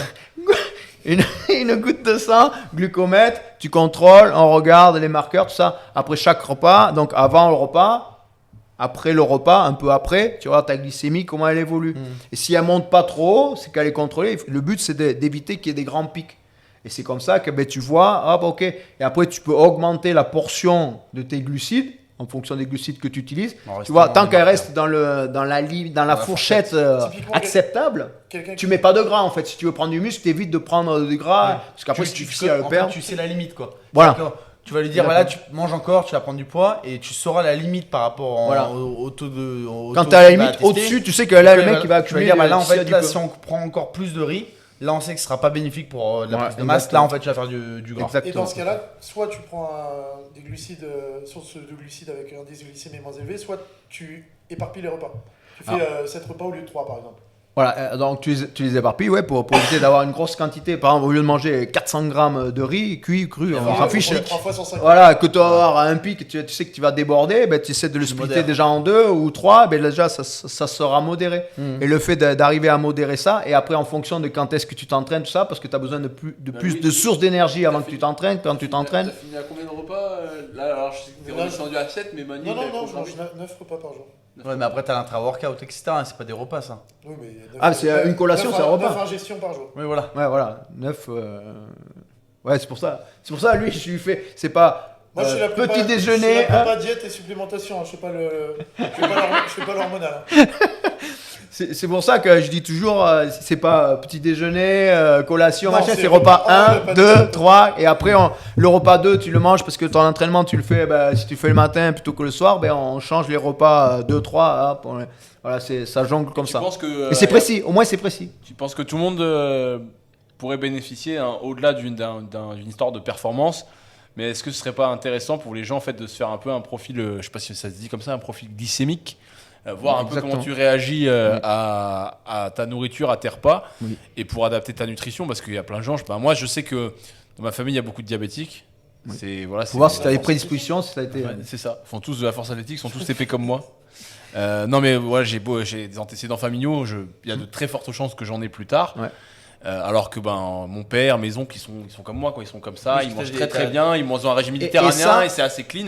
Donc je sais que j'ai des prédispositions et je me dis peut-être que en faisant ça, je vais pouvoir potentiellement dire en fait peut-être que si je faisais 6 repas au lieu de 4 déjà, et ça te permettra d'avoir une meilleure idée, de savoir je m'oriente sur tel type de glucides, tel type, parce que tu vas dans les glucides même qui soient modérés, machin. Je mange. Ouais, on l'a vu, hein, le riz basmati, c'était jasmin, il y a une différence. Mais après c'est oui et non parce que tu as du diabète, on va dire qui est génétique, c'est-à-dire que peu importe ce que tu bouffes, tu vas l'avoir. Après l'analyse de sang, le verre. À un certain âge. Et après, non mais je veux dire par rapport à ce qu'ils mangent, si tu as un diabète de famille et qui est héréditaire, ça va se déclencher peut-être à un certain âge et ça sera peu importe ce que tu manges. Et après, tu as un diabète que tu peux avoir en développant avec des mauvaises habitudes alimentaires. Et puis là, en fait, c'est le stress, mais c'est pour ça, en gros, si c'est réellement génétique et que tu l'as dans les gènes, en fait, tu peux manger super bien, ça va quand même se déclencher. Ce que m'a dit Apolline après à confirmer, elle m'a dit quand même que je pouvais faire quelque chose. Tu peux bien manger pour toi déjà. Je peux essayer peut-être de le retarder ou peut-être de passer entre les gouttes. Elle m'a dit oui, à mon avis mon coco tu vas y passer quoi. Vu comment il est, elle a vu mon père. Elle a dit mais il est diabétique lui parce que là il y a pas un pet de gras, il mange super bien, il mange que des fruits et légumes, que de la putain de viande du boucher, enfin puis il mange pas beaucoup surtout. Ouais. C'est pour ça que c'est ce que je disais au début, j'ai dit les diabétiques c'est pas forcément ceux qui s'empiffrent de sucre, de machin, de malbouffe. Vache. Des fois, ça alors dépend. après au Maroc il y a beaucoup de diabétiques aussi, je pense que l'alimentation elle y est pour quelque chose parce qu'il y a beaucoup de gâteaux sucrés, beaucoup de miel, etc. Et les mecs le portent pas forcément sur eux physiquement. En tout cas les meufs un peu plus. La dernière fois Ednes il nous a ramené comment ça s'appelle des trucs pour casser le jeûne l'année dernière à la fin du Ramadan. J'ai goûté des trucs. J'ai gros, c'est ouf. Mais tu fais comment tu peux manger ça? En fait, c'est du sucre sucré. C'est du sucre sucré. Avec un peu de gras. J'ai mangé un truc, et ça m'a mis pas bien, tu vois. Mais c'est pour ça que c'est important. Fallait prendre de l'insuline juste avant. Ah ouais. Le meilleur transport. C'est pour ça que je disais c'est utile de faire l'analyse de sang pour voir déjà ton taux normal s'il est déjà élevé ou ça reste ta glycémie, tout ça. Et après, tu l'ajustes avec la nutrition et voir comment. Quand tu manges, quand tu mets quelque chose dans ta bouche, comment ton corps réagit. Quel régime alimentaire fait telle réaction. C'est pour ça que c'est utile d'avoir les deux. Les analyses de sang, pour connaître tes biomarqueurs, et après la nutrition. Ça, je vais le faire comme ceux qui bouffent plein de soja et qui en fait ont plein d'oestrogène.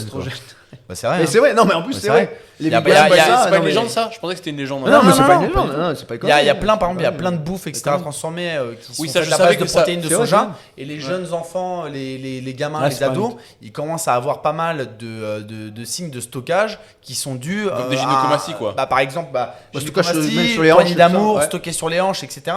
Qui sont plus du stockage de masse grasse en général sur un taux des femmes, puisque c'est lié à un taux d'oestrogène plus élevé. Et chez les jeunes, c'est de plus en plus apparent. Ça, c'est juste quand c'est gros, toi. C'est la créatine. La bouffe, du coup, a bien une incidence sur aussi l'endocrino. Donc, d'où l'utilité aussi de regarder quel type de diète. C'est vrai qu'on en a pas beaucoup parlé.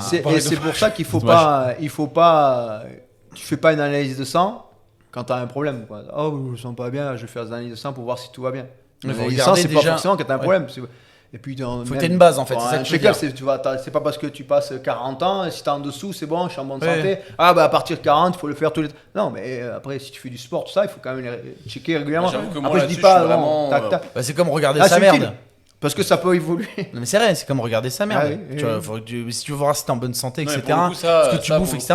Mais attends, il y a des gens qui le font pas. Non, mais il y a des gens pour la jour, ils disent pas qu'il y a un problème. Ouais, mais ça. Faut regarder comment tu chies.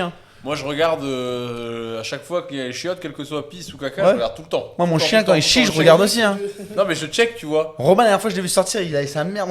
Ah c'était celle de Noco, c'est la il a pas une bonne texture aujourd'hui là. Ah c'était tout friable là, sa merde là. Après c'est pour ça que c'est vraiment technique, mais les gens qui veulent, des fois qui progressent pas, qui stagnent, machin, qui se disent ma nourriture, pourtant je mange bien. Ah mais tu manges peut-être pas les bonnes choses. C'est vraiment des détails. Mais après, c'est comme bien si tu sais pas comment tu réagis à ce que tu manges. Voilà.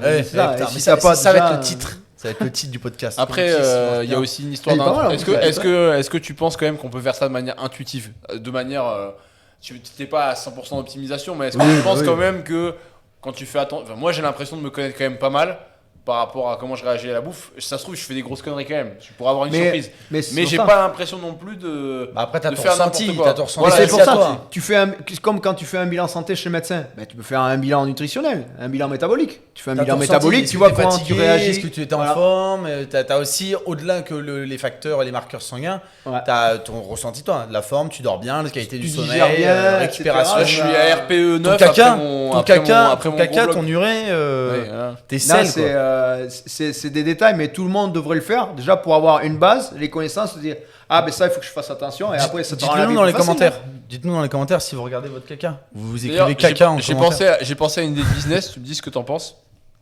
Ça doit déjà exister. Je suis persuadé que ça doit déjà exister. C'est faire ce serait une société qui te proposerait de faire prise de sang. On regarderait tous les marqueurs que tu fais, dont tu nous as parlé avant. Et en fonction de ça, derrière, peut-être qu'après on peut complémenter avec un suivi insuline par rapport à une diète que tu fais actuellement. Et derrière, boum, on te sort une diète avec les produits, les aliments auxquels tu as droit, pas le droit. Un profil pour les supplémentations. Est-ce que c'est et la supplémentation moi, adaptée par rapport à toi. Et tu te fais tout livrer. Moi je pense que ça peut marcher. T'envoies ta prise de sang, t'envoies tes machins. Mais ça moi ça peut marcher. C'est ce qu'il fait Manu. Mais justement, scaler. Oui, mais pourquoi c'est pas moi qui l'ai inventé. parce que ça se fait déjà à l'étranger. Ouais, voilà, ce que j'allais dire, c'est à mon avis, il y a un gros marché là-dessus à l'étranger, mais en France, c'est un marché monstrueux. J'en ai parlé avec un médecin à mon dernier séminaire. Il m'a dit en fait, c'est juste qu'en France, la Sécu, elle va te casser les couilles. Quoi. En fait, c'est la Sécu, elle va te casser les couilles. Après, si le mec accepte de le payer quand il paye, il va dans un labo privé, il paye, voilà, terminé. Moi, je kifferais, t'arrives, tu fais ta prise de sang, et le mec, en fait, il me dit, bah en fait, on a regardé 70 data. Et peut-être t'as tel profil, et donc en fait il faut que tu manges tel type d'aliment, tel type d'aliment. Mais après on peut le faire. Tu manges plutôt 4 fois par jour, pas 6 fois, que t'évites de manger le soir. Après ça on peut le faire avec l'ADN aussi. Et t'es en carence ça. Le complément alimentaire, par exemple, les oméga 3, t'as pas besoin. Ça par contre la créa, et puis je sais pas quoi. Après c'est comme le médical ou comme le sportif. T'as pas mal de choses après qui qui vont s'étayer avec l'expérimentation. C'est-à-dire qu'en gros, tu peux avoir un aiguillage de base avec ça, mais c'est quelque chose qu'il va falloir faire après de manière récurrente pour pouvoir l'adapter. Comme un mec à qui tu donnerais... Tous les combien aux gens que tu as en suivi diète? Moi c'est régulier. Enfin, je regarde toutes les semaines. Parce qu'en fait, toutes les semaines, on regarde. Il n'y a pas une trame, tu sais, qui te dit. Alors t'es AB+. Tu sais pas payer combien pour un service comme ça? Je sais pas moi, au moins 500 balles. Bah regarde, Manu, un suivi diète c'est combien? 150. 150. Tu fais 3 mois avec Manu, ça fait 500 balles. En 3 mois, tu as plein d'adaptations, tu as le temps de voir le. Donc en fait, le truc que tu veux scaler, tu n'as pas besoin de le scaler parce que tu as des gens qui le proposent. Oui, non, mais je parle, tu crées une boîte qui fait ça et qui organise ça. Et que, moi, je parle, quand je dis 500 balles, c'est que tu as les compléments alimentaires qui sont livrés, tu as vraiment. Mais après, tu peux. T'as un truc. Du coup, c'est pas 500 balles parce qu'il faudrait payer les compléments en plus. Mais voilà, un truc all inclusive. Ouais, voilà. Mais après, tu peux pousser. Non, mais par contre, je suis d'accord avec toi, Marin, parce que moi je t'ai coupé. Je suis d'accord avec toi, Marin, que j'ai pas. C'est comme les gens qui disent Moi, je m'en rappellerai toute ma vie qu'on m'a dit ça. Le mec, il m'a dit ça, il voulait faire du sport quand j'étais aux États-Unis, il m'a dit ouais, je fais l'entraînement, je deviens comme toi et après je m'arrête. C'est pareil, si tu fais un truc comme ça, tu le fais, tu sais que c'est pas une fois, je vais avoir la diète la diète parfaite pour moi et que ça va jamais. Tu l'as pas de suite parce que c'est comme les protocoles en force ou en hypertrophie. T'as un truc qui va marcher pour le mec pendant un temps, sur l'autre ça va pas marcher, va falloir après faire des... C'est plein d'essais en fait, et t'as juste, c'est pour ça que tu disais tous les combien je mets à jour. Il faut hasard l'avouer moi. C'est toutes les semaines machin, mais c'est toujours un contact permanent au journalier, ça va, comment tu te sens, t'es fatigué, la digestion, comment ça se passe, t'es ballonné machin, tu vois, c'est vachement d'informations. J'ai envoyé des photos de ma merde. Mais c'est vrai en plus. T'as chié comment ce matin? Si à un moment tu veux le pourrir sur les réseaux, tu dis voilà, tu. Gros, y a pas ma tête à côté, tu peux pas savoir c'est ma de mère. Si ça se trouve, elle a pas des tatouages. Qui est comme ça à côté des chiottes. Elle a pas des tatouages, ma mère. Mais bon, c'est vrai que c'est. Vas-y, putain. Vas-y, le but, c'est que ça soit éducatif. Il va falloir qu'on conclue. En vrai, je crois que le truc il va s'éteindre d'un coup et j'ai peur. Comment on te retrouve? Sur Instagram. Training perf. Training perf, ouais. Pour performance, hein. Tu prends des gens. Pas perfusion. Tu prends encore des gens en suivi? Ouais, pas tous. Ça dépend du profil? Ouais, ça dépend du profil parce que t'as bien vu, c'est quand même, il faut que quelqu'un soit motivé, carré, enfin qu'il soit prêt à mettre en place une routine petit à petit. Si un mec vient te voir et dit ouais, moi ça fait 6 mois que je fais de la muscu, je mange bien, est-ce qu'on peut faire du dopage? Non, parce que déjà dans le questionnaire que j'envoie, tu l'as eu, hein, il y a pas mal de questions, tout ça, et il va vite être réfréné. Déjà, il remplira pas le questionnaire, il va se dire, s'il veut prendre des raccourcis pour ça, le questionnaire, il va se dire, ah, il me casse les couilles. Faut savoir lire déjà et écrire. Donc déjà, ça filtre pas mal. Non, oui, je prends que pas forcément des sportifs de haut niveau, mais des personnes qui sont motivées ou prêts à changer à long terme. Pas un truc, dans 6 mois je vais être. Non, je fais pas ça. Ouais, c'est vraiment changer les habitudes des gens. Il y a encore quelques places, donc s'il y a des gens qui sont motivés. Donc sur Insta, c'est training.perf. Training perf. De toute façon, on va le mettre en lien. Merci d'avoir suivi le podcast. On va essayer d'en faire plus. Juste pour faire un point, parce qu'avec Manu, on fait le suivi. C'est vrai que j'avais déjà fait des suivis diète, où j'avais une diète, mais là, c'est la première fois que j'ai la prise de sang, que j'envoie. Je fais. Le glucomètre chaque repas 22 fois par jour et que j'envoie, que Manu regarde et il m'a dit au départ il va falloir faire plus de repas dans la journée parce que ça monte trop haut avec le peu de repas parce qu'on a déjà poussé les glucides. J'ai besoin de manger beaucoup pour prendre du poids. Donc, maintenant on est sur 9 repas par jour, je crois qu'on est au max. Ouais, on peut pas, on n'a pas le temps après. T'as des mecs de 130 kg qui doivent manger comme moi. Ouais, des quantités astronomiques par contre. Moi je suis à 7 points repas. Ça fatigue de manger. Des grosses. Il m'a demandé tout à l'heure si je pouvais en rajouter. J'ai dit j'ai un peu la flemme, mais vas-y on en reparlera. C'est compliqué d'en rajouter, mais de toute façon ça monte là. Donc, et voilà, suivi complet, comme tu dis, retour. Si j'ai besoin tous les jours, mais s'il n'y a pas de besoin. Ouais, t'es hyper dispo. Hein. Oui, je suis dispo. C'est le but d'être dispo. Moi, à chaque fois que je t'ai appelé, tu réponds. Je suis dispo à minuit aussi. De toute façon, regarde, on a tous les deux le même objectif, c'est-à-dire prendre du poids, etc. propre. On n'a pas du tout la même dette. Donc, qualitatif. Non, et puis surtout, alors pour avoir un peu discuté avec toi, tu l'as un peu montré dans le podcast, mais je sais que quand on discute avec toi dans le détail, tu maîtrises le sujet et c'est très technique ce que tu fais. Hein. Franchement, moi je vois les gars. Mais c'est très technique. C'est pas un suivi pour les débutants non plus. Quoi. Mais c'est très technique, mais je vais pas casser la tête du gars, lui expliquer les grands mots, machin. Je le fais simple pour que le mec comprenne. Parce que moi, je lui explique. Et si le mec veut savoir, là, si le mec veut savoir, je lui explique. Y a pas de souci, comme ça, il a les connaissances. C'est plus facile après. C'est ça que je veux dire. C'est que la méthode, elle est quand même. Oui, c'est pas je balance et. Faut refaire un disclaimer dopage avant de. Oui, bah, c'est bon. On en parlait beaucoup de ça, mais bon, c'est pas. C'est pas de promotion. En France, c'est pénalement interdit, éthiquement au niveau sportif. Et prenez pas d'insuline. Même à l'étranger. Et prenez pas d'insuline tout seul, sinon. Même à l'étranger. L'insuline, vous allez faire une hypoglycémie qui va vous tuer. Voilà. Prenez pas des conneries pour rien. Et pas de conseil non plus en investissement financier. Voilà. Conseil en investissement financier. En fait, écoutez pas ce qu'on vous a dit. Non, ne regardez pas ce podcast. C'est un peu tard. N'utilisez pas le code Dr Squat 10 pour Iron Shark. Ouais, c'est plutôt. PowerCamp pour NutriPure. Voilà. Encore une fois, avec lactase, pour mieux digérer le lactose, c'est comme moi, vous êtes un peu intolérant. Allez, salut tout le monde et on se retrouve très vite. Merci Manu, salut.